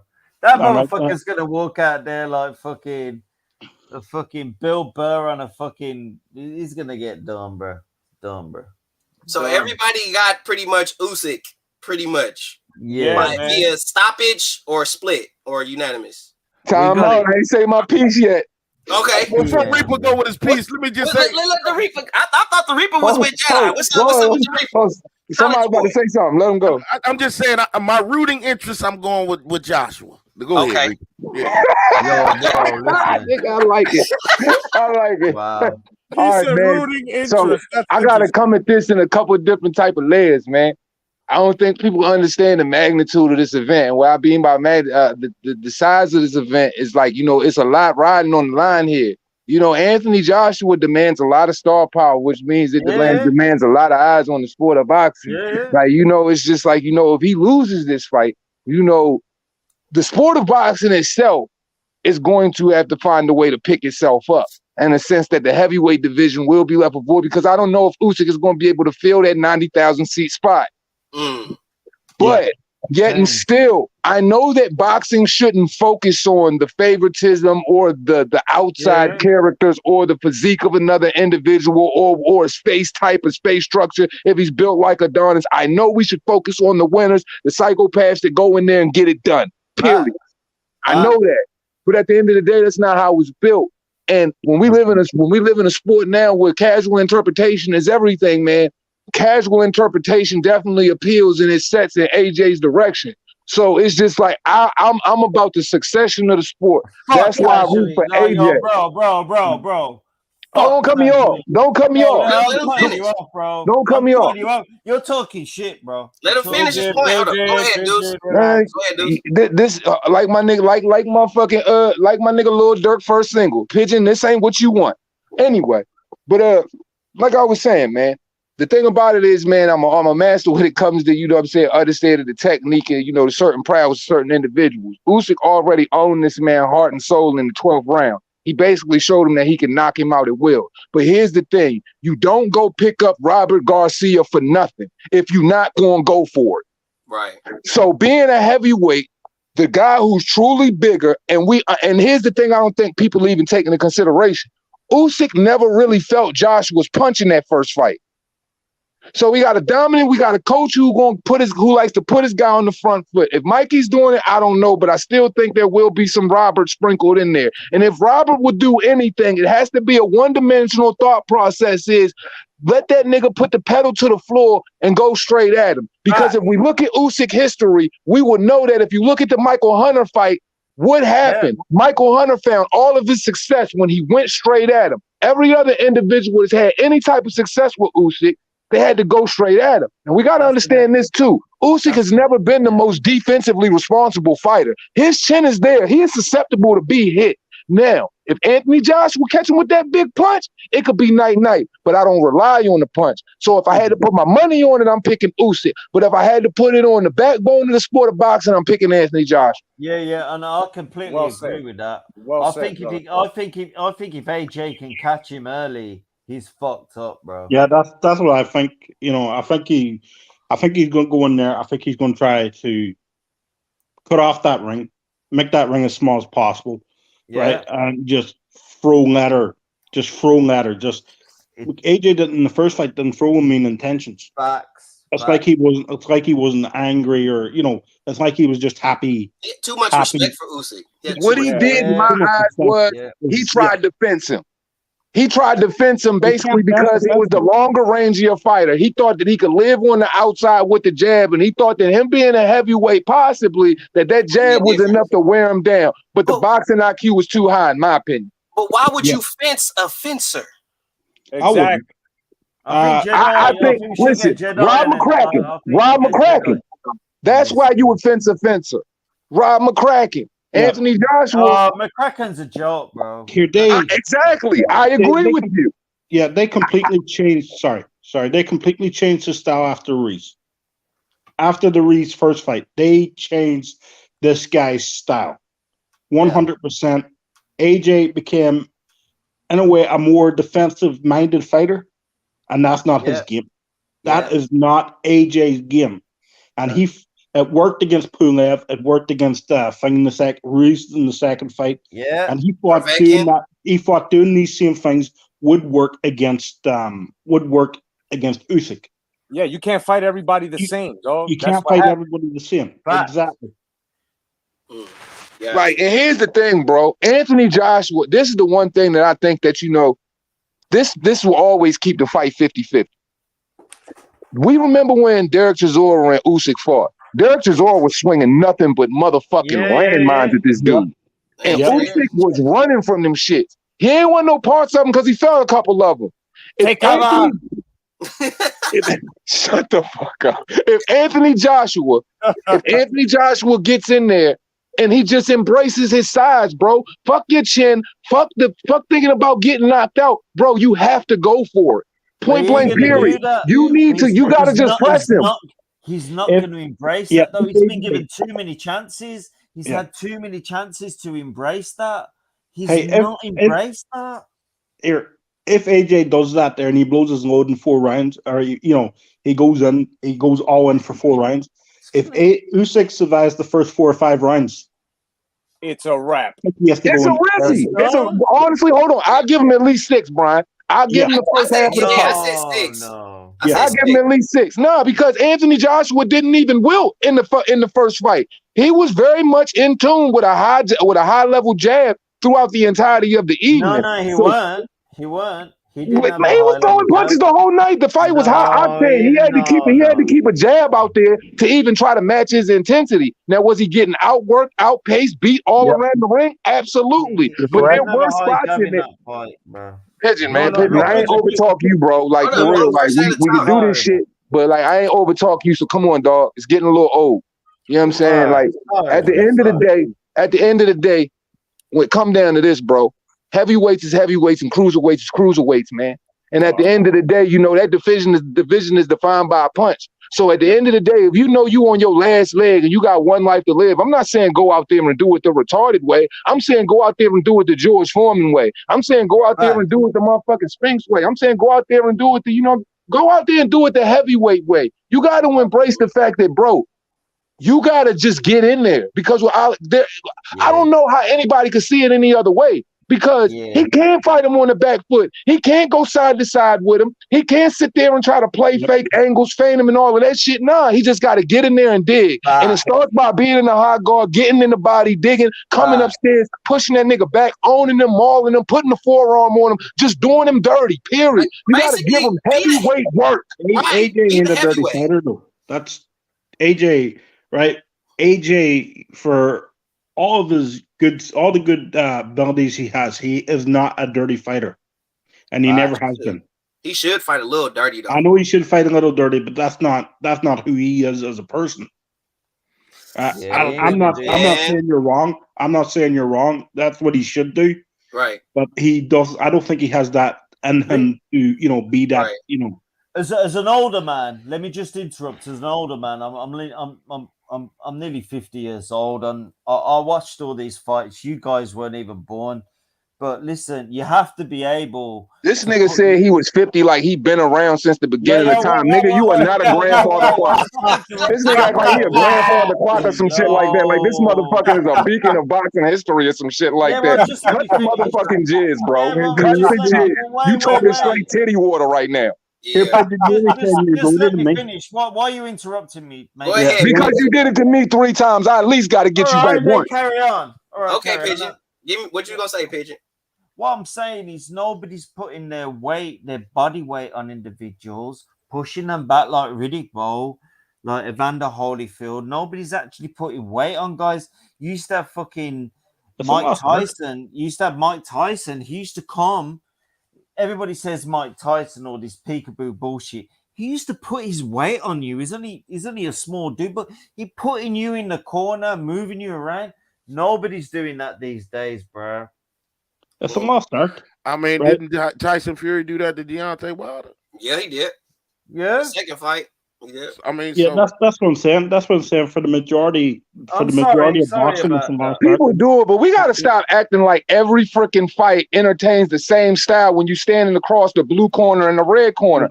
Every fight is going to entail different things. We're not going to get the same thing from every freaking fight. Every heavyweight fight isn't going to define the same thing. Like when I'm speaking on the Derek Chisora situation, I'm speaking on the fact that Alexander Usyk wasn't necessarily, as on the front foot as he would usually like to be. So when I look at, I'm not speaking from a sense that Derek Chisora had so much success.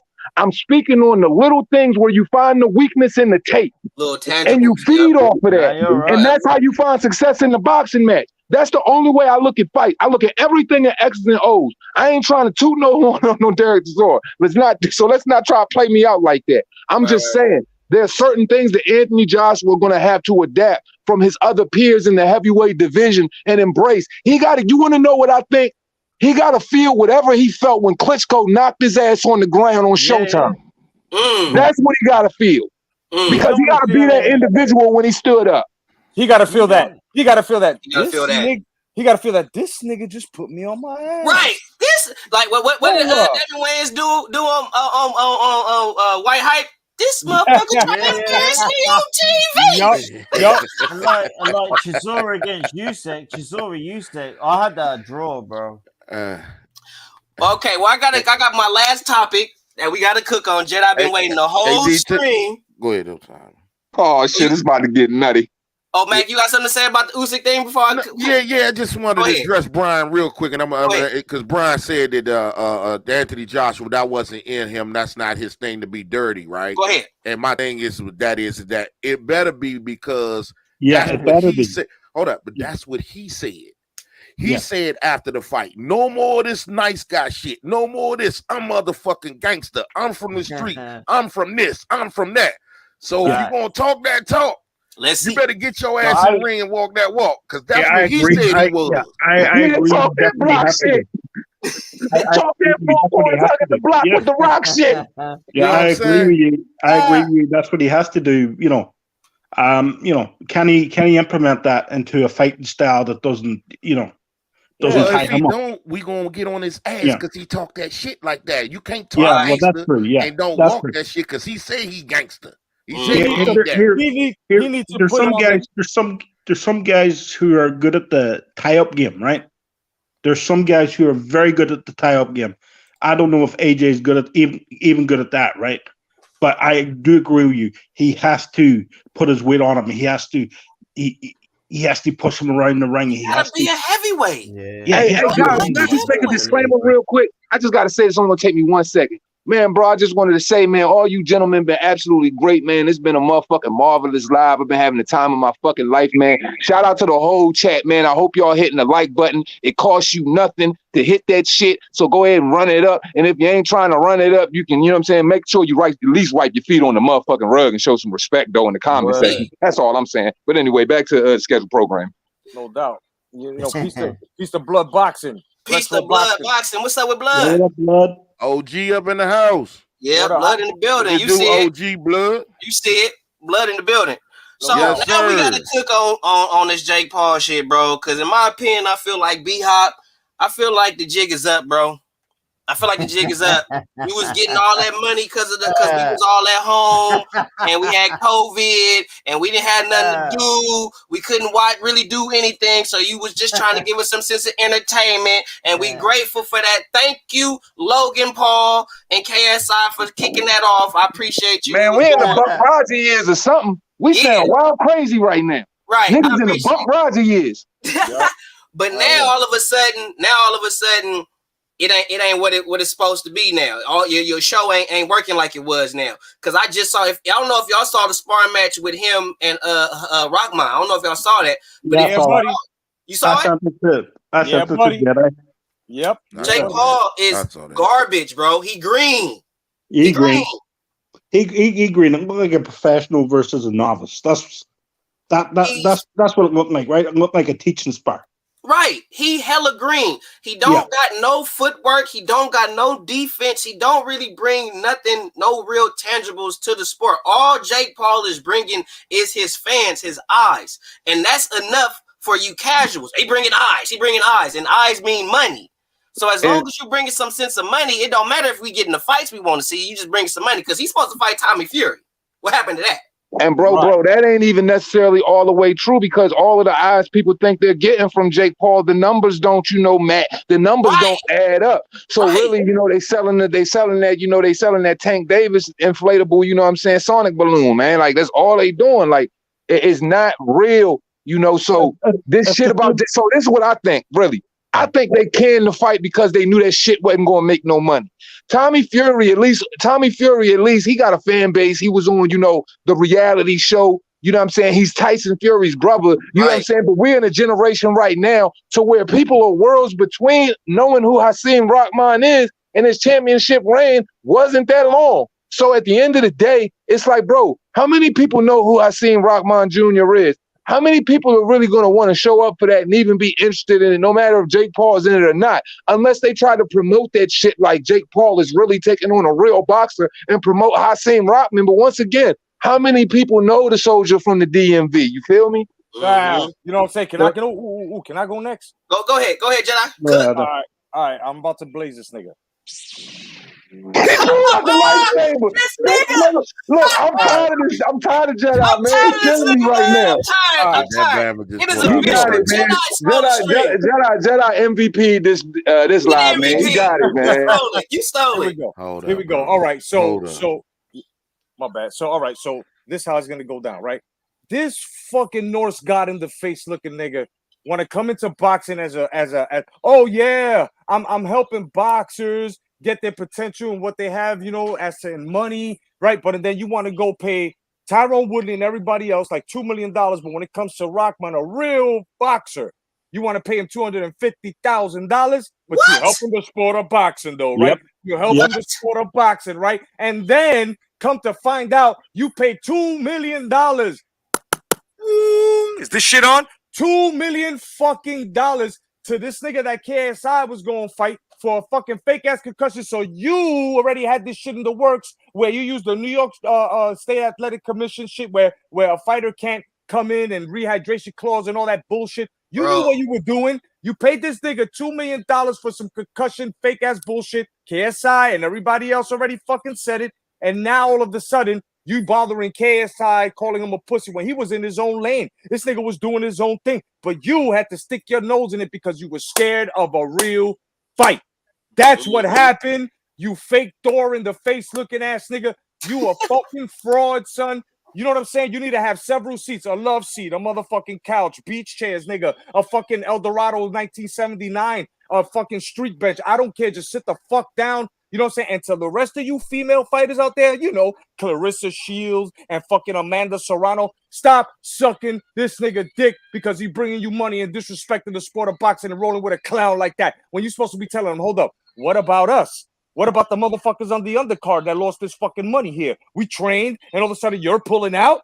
What? There were so many other motherfucking boxers that were on the sideline waiting for you. So there you have it, nigga. I can't stand Jedi, this but shit. here's the deal, though. Yeah. They don't have nobody, like, it's all about the come to and then. I don't know how long the contract, I don't know the stipulations of the contract, how long he was Showtime or whatever, and the ties with Amanda Serrano, but it's all got to come to an end, my nigga. You want to know why? Because it ain't enough powder puff, goofball, purple suit, Willy Wonka type niggas around for him to fight no more. He got to fight. He's going to have to fight somebody. Okay, we saw Tyron Woodley. We saw the dude that like to crush watermelons with his titties. What's the other nigga? Robinson won them. Okay, yeah. Shit, I don't even remember these dudes, man. It's some fly by night shit, like a fat bitch I was trying to see after 12. Like, I'm just saying, like, come on, bro. It's almost over, so he has to entertain somebody real. Now, will he try to swim in? He can't just, and the thing is, he can't just grab anybody. It's going to have to be somebody. That's why Tommy Fury was supposed to be his safest approach. He's fought minimal rounds. He's never had to fight a 12-round fight. You know, it was the safest approach, the safest style for him. Now, you know, I think he was going to get beat. Absolutely. But at the end of the day, Jake Paul has to find somebody that's going to match up and fill the seats. There ain't no goofballs left.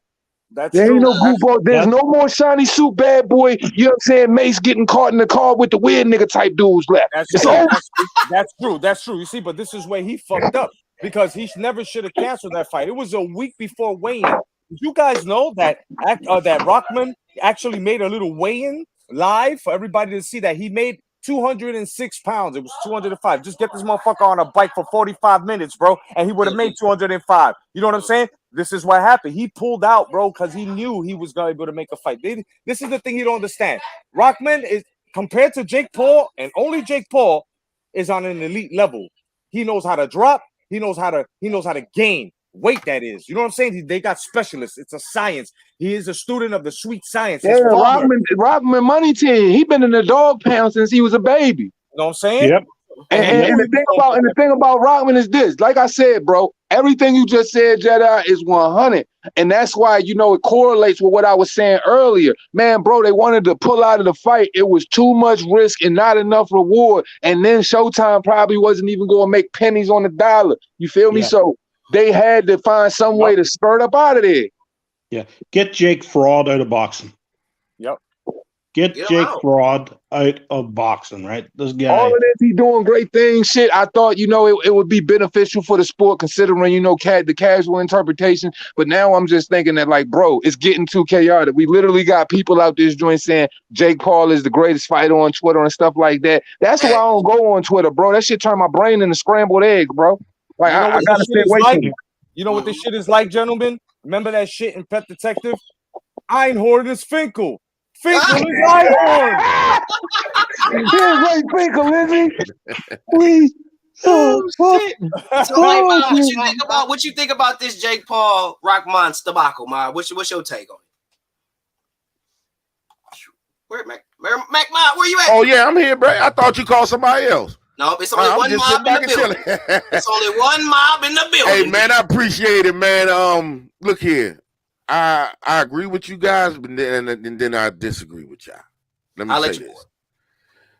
I agree with y'all because I'm tired of the fuck shit, just like y'all. That part I agree with it. I think I don't like none of this shit. Jake Paul, all that shit. I don't like none of it. The part I disagree with y'all is that, like I told y'all earlier, boxing is the pimp game. Mm-hmm. We here are all on the same accord. But you gotta understand, the motherfuckers that's paying for that shit. Oh man, they fool as fuck. They love this shit right now because all it does is breathe more fire for Jake Paul. Man, that motherfucker, he's scared of. He's scared of Jake Paul. You're not going to change these motherfuckers' minds. You got to understand this. You're not going to change. We as boxing fans realize what we see. We realize what's going on. We sit up here and say, you know what, that's some bullshit.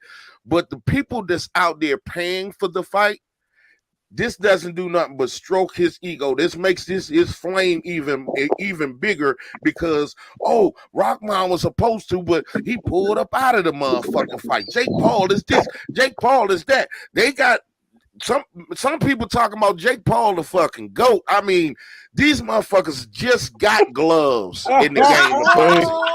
Okay. These youngins, man, they probably 20-something years old, all this shit. So all that shit about, we don't have another opponent and Reebok, you know what, man, I ain't got nothing but love for you, bro. But it don't matter about the opponent, bro, because they looking for the fighter. Just like the boxers. They don't care who these boxers are fighting and not fighting because it's about the boxers. They don't care. It's about the promotional company. Anytime you get Mauricio Suleiman coming out talking about if he win this fight, he's ranked in the motherfucking WBC, bro. Stop playing. And here's the problem with that, right? If he's ranked, then he can't pick and choose anymore. He has to fight real boxers. Brian, that's not. And that's the freaking problem, right? No, you don't want to not, be ranked. Brian, no. Once Suleiman came up and said, if you win this and knowing the rules of boxing, you'll be in the top 15. You'll be ranked. That means you're going to have to fight real fighters. Brian, you're going to have to fight real boxers, not past their prime, not like 45 years old, not 50 years old, but you're going to have to fight upcoming fighters and contenders today.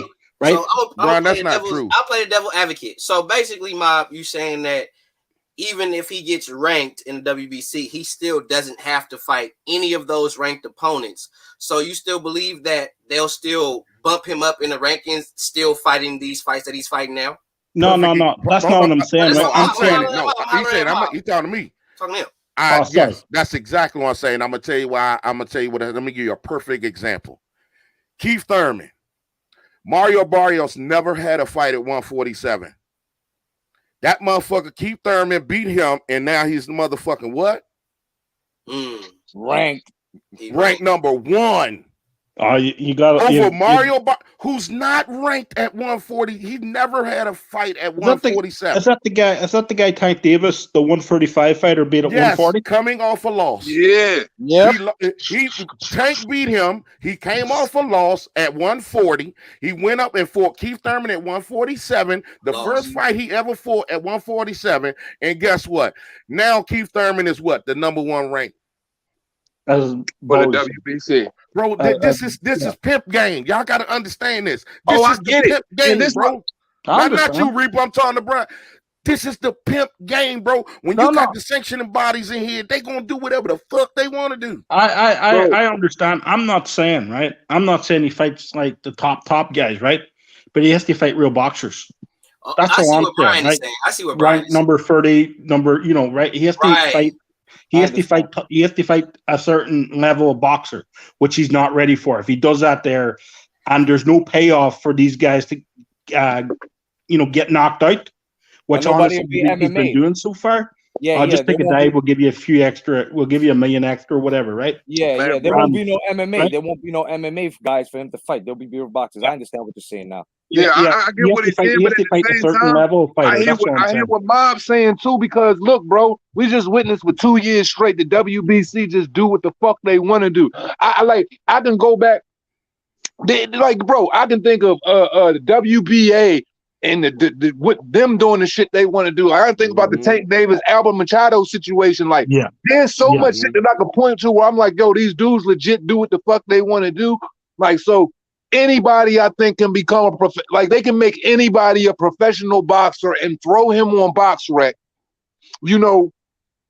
Throw him up there, try to make him look like he's something that he really not, and just put him in there and present him for the knockout, even though hardcore fans know that shit ain't what it is. Right. The casuals don't give a fuck.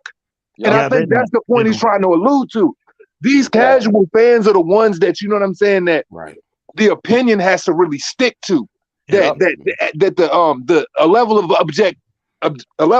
objectivity against the opposition and the playing field, those are the ones who really going to have to start to feel. It's the masses. We are the very few. They are the many. So that's where, you know what I'm saying, that's what. So I definitely get what Mac's saying, because I done watched these motherfuckers monkey fuck every division, every title you can name. Like, they've done the most weird shit, and we can't even put an explanation on it. And they'll get right in front of the camera and say, yeah, I know it's a tough thing for a tough concept for you to understand, but I think it's great for boxing, and that's what we're gonna do. And everything is great for boxing, if you notice. All these fights are good fights. Yes. Here's an example of what Mob and Reaper saying, and Brian in a way as well. Right, guys, gentlemen, boxing aficionados, check it out. Yes, the politics between Canelo and Bivol. How the fuck did Canelo get to fight him when he wasn't even ranked?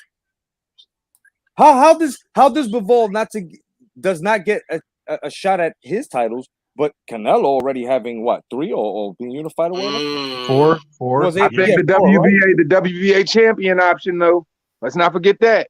You have the option as a WBA. I believe WBA and WBO, and I believe WBC as well.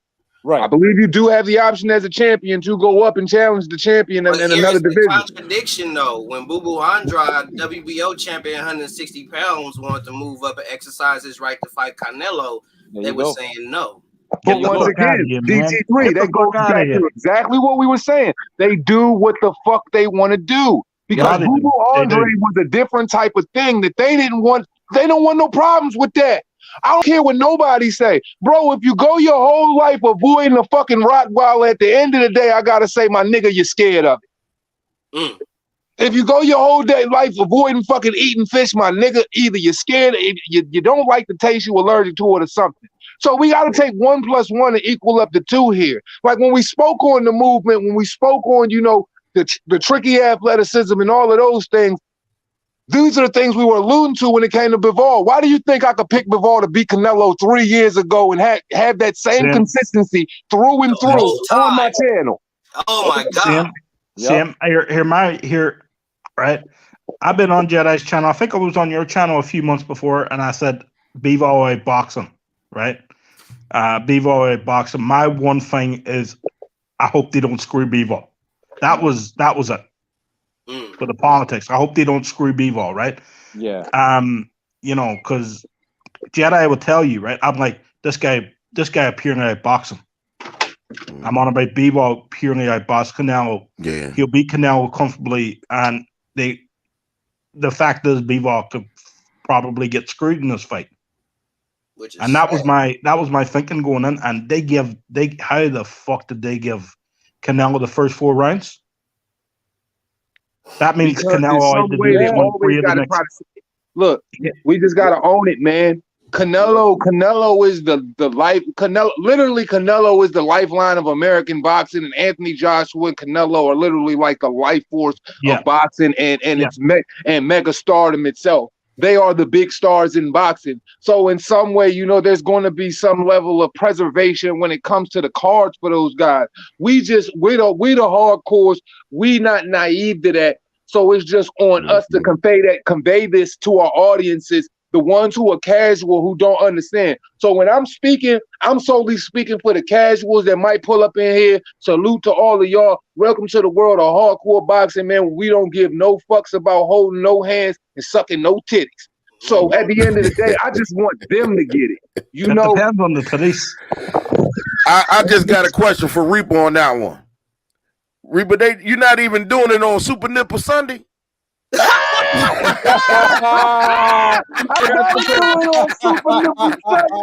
we got a live coming. We got a live coming. Y'all fucks with Mom. That's You my done fucked up, Mom. You fucked up. We got a Sunday coming. Hey, if it's Ebony Bridges titties, if it's Ebony Bridges titties, I'll suck them all day long. Oh my God. Oh my God. I was, what I'm saying? I was really referring to, these man fans out here. No, I know I already know, but that was great though. That shit was priceless. So That I'm was gonna priceless. ask Mac Mob this question. Last question before we got here, and I want the whole panel to answer this question, but I'm gonna start with Mac Mob because I've been watching him and he's been in depth on this particular topic. I heard from a private source. I do not know how factual it is. I'm just telling you what I heard, and I want to hear your opinion about it, Mob. What do you think about the reason why the Errol Spence Terrence Crawford fight is not happening is because both, not one, but both fighters are asking for about 15 mil plus for the fight to even happen. Do you believe that to be true based on the reports you've seen? And if it is or is not, what is your take on that? I heard that Terrence Bud Crawford is willing to take anything. Well, I'm just telling Mob what I heard because I heard it from a source. So I'm gonna give because I've been watching his channel. He's been speaking a lot about Crawford and Spence, him and Rebel Life. So Mom, you got a channel? Huh? Yeah. Oh yeah, I'm gonna subscribe to your shit, dog. I appreciate you, fam. I For appreciate you. Sure. Gotta rep the real. Here, what's your channel? The Mac Mob, baby. Plain and simple. I got you. I'll subscribe, man. Yes, I got sir. you, no doubt. I'm gonna subscribe too. Everybody subscribe to my channel too. What do you think about both fighters possibly pricing themselves out for this fight? Man, that whole price out thing, man, I don't like that kind of talk. You know what I'm saying? Because at the end of the day, we've heard all types of shit about Terrence Crawford. He needs to leave the other side of the street to have a fight. We've heard once I clear all these belts on this side of the street, then we'll make the fight. We've heard Bob don't pay nobody. Bob cheat. Bob don't pay. We've heard it from all the fans. We've heard it from Keith Thurman. Everybody. We've heard it from Tim Smith. We've heard it from the whole PBC. My thing is that soon as he was free, Tim Smith came out and said, well, we ain't got the money for him. We don't know what he got but we don't have the money for him.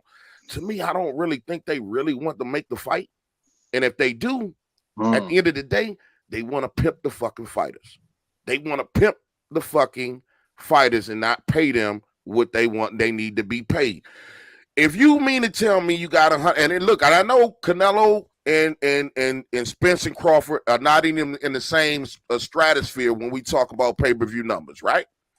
But if you mean to tell me you can justify giving up $50 million for Canelo fighting Caleb Plant and giving Caleb Plant $10 million, okay? And they made 800,000 pay-per-view buys.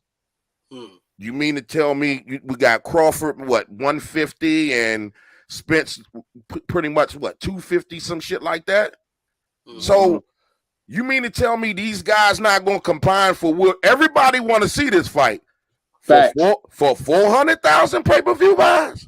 The most wanted fight in boxing right now. Exactly. So that to me, you mean to tell me if you're cool with that, because after that 50 million, you put another 100 million on the table for Canelo to go against Jamal Charlo and Earl Spence, or Jamal Charlo and David Benavidez. Two guys who never been on, well, Jamal Charlo tanked on pay-per-view. Benavidez never been on pay-per-view. But you put those two up in there, and you was willing to put $100 million in there. So how is it that you don't have half of that? I ain't saying you got to have them there. If they bring in half of the numbers, how can they not have half of the salary? No. So that's about $25 million, right? On the front end. So that's what pretty much 15 and 10, you may be about $5 million off.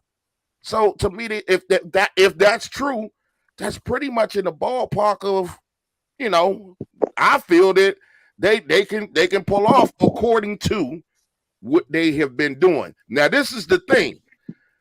PBC way of business is to not pay their motherfucking fighters no motherfucking guaranteed money.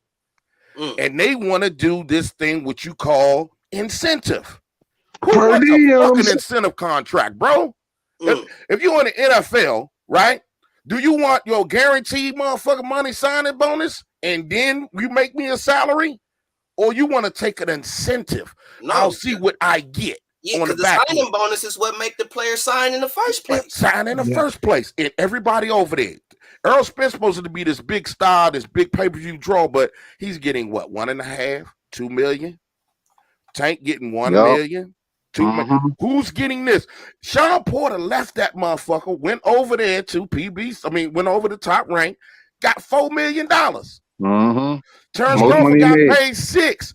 If you was gonna make the fight, why didn't you just make the fight when you had Bob to split the motherfucking pay-per-view with you? It could have been on ESPN as well. More people would have been able to see it. Then you got more revenue. So to me, I don't think they want to make the fight. I don't think that PBC wants to make this motherfucking fight, bro. Thank you. I agree with that, because if I agree. I want to add one more point to that, right? We heard reports of the Canelo offer from the PBC after he signed from the Zone. Before that, it was radio silence. We heard nothing about an offer. We heard nothing about an offer on the table. So my fact is maybe they don't have the money and they said we offered. We offered him this amount of money. Here's the deal, man. He turned us down to go the other road. Here's the deal, man. All this talk about where the money gonna come from, getting the money, sounds crazy to me. Because you want to know what? They could have the fight. They already could have Terrence in-house. If it was an in-house situation, they could have had it. They could have outsourced. They don't even have to pay for it. You can outsource it. Still keep it in-house.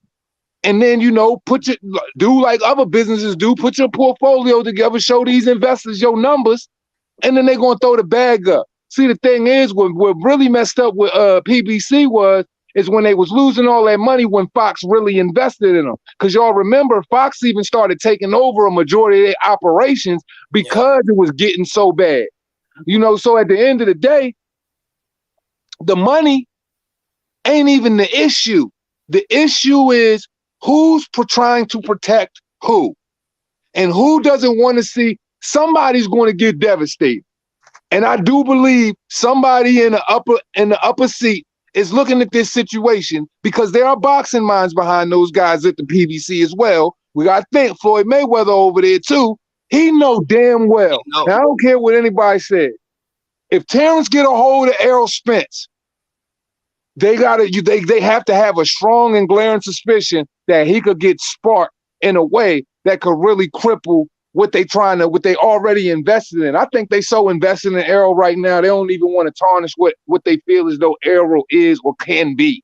I don't know, man, because money shouldn't even be the topic of the conversation in this shit. Yeah. Because if you really wanted to fight, man, the Saudis would dump so much money on that shit. You know what I'm saying? That everybody would eat. They would overly eat. They would be considered gluttons. So, if it's a thing about the states, like I said, The PBC, they weren't even footing their own bill when it came to Spike. They weren't footing their own bill when it came to a lot of those things. They had a bunch of guys who were investors put that bread up. I believe it was 4 other investors out of the state of Kansas or something like that. I can't think of the name off the top of my head, but shout out to what's the dude, the boxing coach, man? What's his name? Malachi. Yeah, shout out to Malachi because he broke Coach Malachi. He broke all of that shit down. You know what I'm saying? Like, so at the end of the day, bro, is the PBC protection plan in place? I possibly think so. Yeah. Hell yeah. What you think, Jedi? What's your take? I ain't get yours yet. What's your take? No, I just know that Terrence Crawford said he'll take anything. He just want to make the fight because he understands that when he becomes unified, undisputed, he calls the shots. See, that's what I was saying on the top of your podcast, my brother, that, you know, you've got fighters out here that are fighting for legacy. Then you've got regular ass prize fighters, which are just what. And I'm sorry, guys. I'm sorry if your shit's gonna, but the chicklet in the mouth having fucking National Geographic nipple owning dude by the name of Errol Spence Jr. is just straight up ducking. PBC knows that he got the Jim Carrey Jones. No doubt, bro. Let me tell you something. That, yeah, bro. It's like, you know what I'm saying? So, I'm telling you, bro. So it's like when you have something that's generating money for you, and you're in a hole with your investors and all that shit, like PBC, right? You got to understand that that's your cash cow. Before they had Deontay Wilder, once Deontay Wilder lost that, you notice how Errol Spence Jr. just became the shining star now. You know what I'm saying? I thought it was gonna be Tank. I thought they never wanted Deontay Wilder to go over there and fight him at Top Rank again. Deontay Wilder had to demand that fight. In the same way, this is the thing. If those fighters truly want that fight at the PBC, all they have to do is demand it. It's like when Amir Khan fought Canelo. He went around and niggas straight demanded that shit. He took the fight. Like, bro, they act like it's like something, and there's this roadblock in their way if they're not taking this fight. As I remember, advisors in management. They're Al's an advisor / manager. So what's standing in their way? These dudes don't have network contracts. They're not big enough. Yeah. That's the PBC has a network contract, not them. He swear he the big fish, though. He swear he the big fish. They keep those relationships with Showtime so close and try to keep it so in-house. And Steven Espinoza got his nose so far up fucking Al Heyman's head, Al Heyman ass that he can smell the fucking Adam's apple. I mean, it's fucking embarrassing. Hey, DT. Yo, DT. Hey, man, can I have the floor 1 second, man? Oh yeah, I'm gonna let you have the floor, then I'm gonna cut it short because I gotta go. My kids is up in here running amok. So go ahead, say what you're gonna say, man. That's what I wanted to do, man, because I had to go, man. I just wanted to have the floor, man, and address everybody, man. Brian Larkin, man, the Jedi, the Reaper, DT3, the Boom, man. Hey, look, man, it has been a wonderful, wonderful show, man. Chopping it up, man, with you guys, man, on Boxing Knowledge, man, and having fun, man. I want y'all to go out here. Please hit my brother DT3. You know what I'm saying? Hit that like button. Subscribe to the channel, man. If you new out here, give some support out here, man. The Jedi, Brian Harkin, the Reaper, man, do it for everybody. You understand, man? And support, because these gentlemen out here throwing it down, man. DT, I just want to thank you, man, for the hospitality, for letting me come on to the panel, my brother. Chop it up with you, man. It has been a pleasure chopping it up, man, with you and the rest of the family, man, out here. My first time on the show, man. And I just want to thank you, my brother, for letting me get on and chop it up with you gentlemen, man. Oh, man. Hey, man, thank you, bro. It's been great, man. Man, this shit is reciprocated, bro. Like, man, any fucking time. We got to do this shit more, because at the end of the day, man, we got to support one another. We got to subscribe to one another. We got to hit the like on each one another's videos, man, because we got to spread this truth out around the algorithm, man. They trying to twist the truth up in the matrix, and the only way it gets out is, man, is this support extends, man, and it becomes a network, man. So salute to all of y'all, man. This shit has been fun, man. I had a motherfucking amazing time. I can't tell you enough. I know I joined late, but I enjoyed too. On this Earl thing, I just want to say something quick. Go ahead. It should not. And I know these guys, right? I know they make their living off this. I know they are prize fighters, but there's something that is clearly underlined in this. This is for an undisputed welterweight championship of the world. Yeah. Underlined, right? They've always said, I've often heard Errol Spence Jr. said, if he has all the belts and I have the rest if he has a couple of belts and I have the rest of the belts, I want to fight him for undisputed. I've heard Bud Crawford say, if he has a couple of the belts and I have a couple of the belts, and it's for undisputed, I want to fight him. Now they should have this shit sorted out years ago, how much they both wanted if this fight happened. Right? The fact is that I keep joking 2030 or 30-22 is when we'll see this fight. We'll pick up these fucking clones, right? Some fucking clones, Errol Spence, Bud Crawford, right? And all this bullshit. We'll eventually see that fight in some futuristic, cybernetic thing or something, whatever. That man said you're gonna be watching that fight in the metaverse. In the metaverse. Word up, right? Our other us's will be watching that shit. Right. Yeah. Gonna be the ring announcer and shit. Right. I'm just joking about that, right? But I don't think this fight will happen. Okay. And I've been feeling this way for the last year. I don't know. I thought once Errol got his third belt, right? I thought it would be directly, let's go get this fight done. And it's still we're 8 or 9 months on from him doing that, and still, it's the same old shit, the same old talk, same bullshit. This fight, they've been talking about this fight for the last 3 or 4 years. Yeah. It's and it's the same talk, it's the same bullshit. And the fact is, there's nobody else in the way. I want to see this fight. Let's get it done. But the fact is, it's bullshit. Yeah, at this point, it's nobody anyway. So, Jedi, last words before we get up out of here, man. I'll let your boy.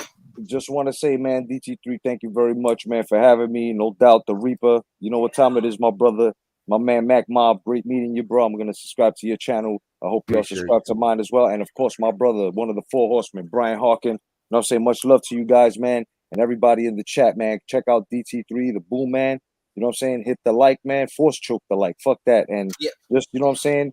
I want y'all to just, you know what I'm saying? God bless each and every one of y'all and just stay vigilant, man. And remember, # come back to boxing, man. Come back to boxing, man. And I just subbed up to all y'all, man. I'm already subbed to D3, man. So I just wanted to let y'all know, man. Appreciate you. And that goddamn Clint Eastwood lifesaver, boy. That was good. Bro, I have to say this, though.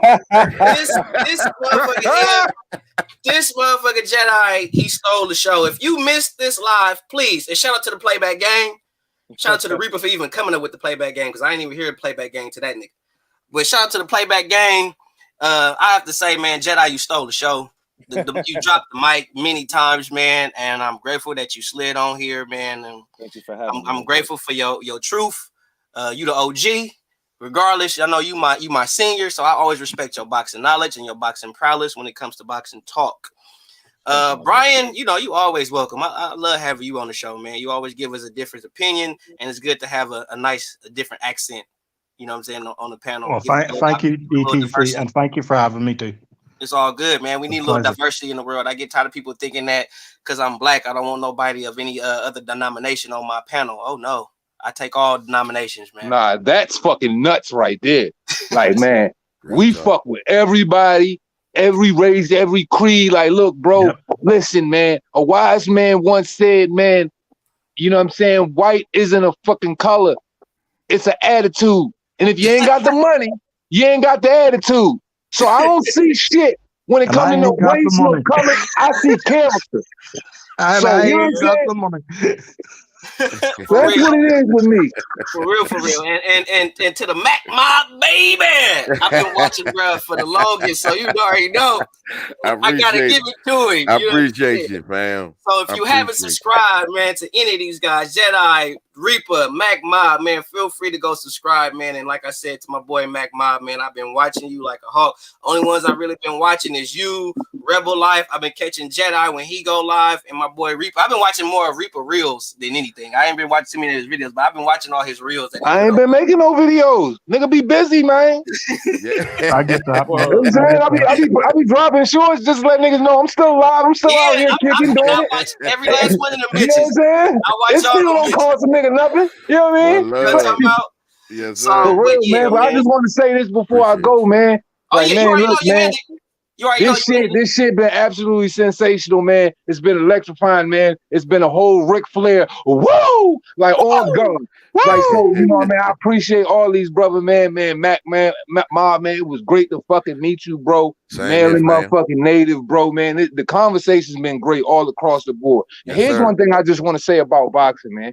Boxing has a way of, you know what I'm saying, bringing real people with real integrity, you know what I'm saying, in a certain atmosphere, because you got to be a special kind of character, you know what I'm saying, to hang on and appreciate boxing, because most of the world really don't and don't really understand what it takes to get in there and do what these guys do. So the admiration, the passion, you know, the frustration, you know, the love, all of that is always on 10 when it comes to true boxing fans, man. So that's why, you know, we go as hard as we go with this shit, because, man, all you can demand out of life is evolution. But in evolution, things get better. You know, it don't digress. We shouldn't be in a process of watching the sport digress. We should be seeing succession in the sport. And that's all I want out of it, man. So, man, I got love for all y'all boys in the chat. I always say at the end of this shit, man, NBBC, man.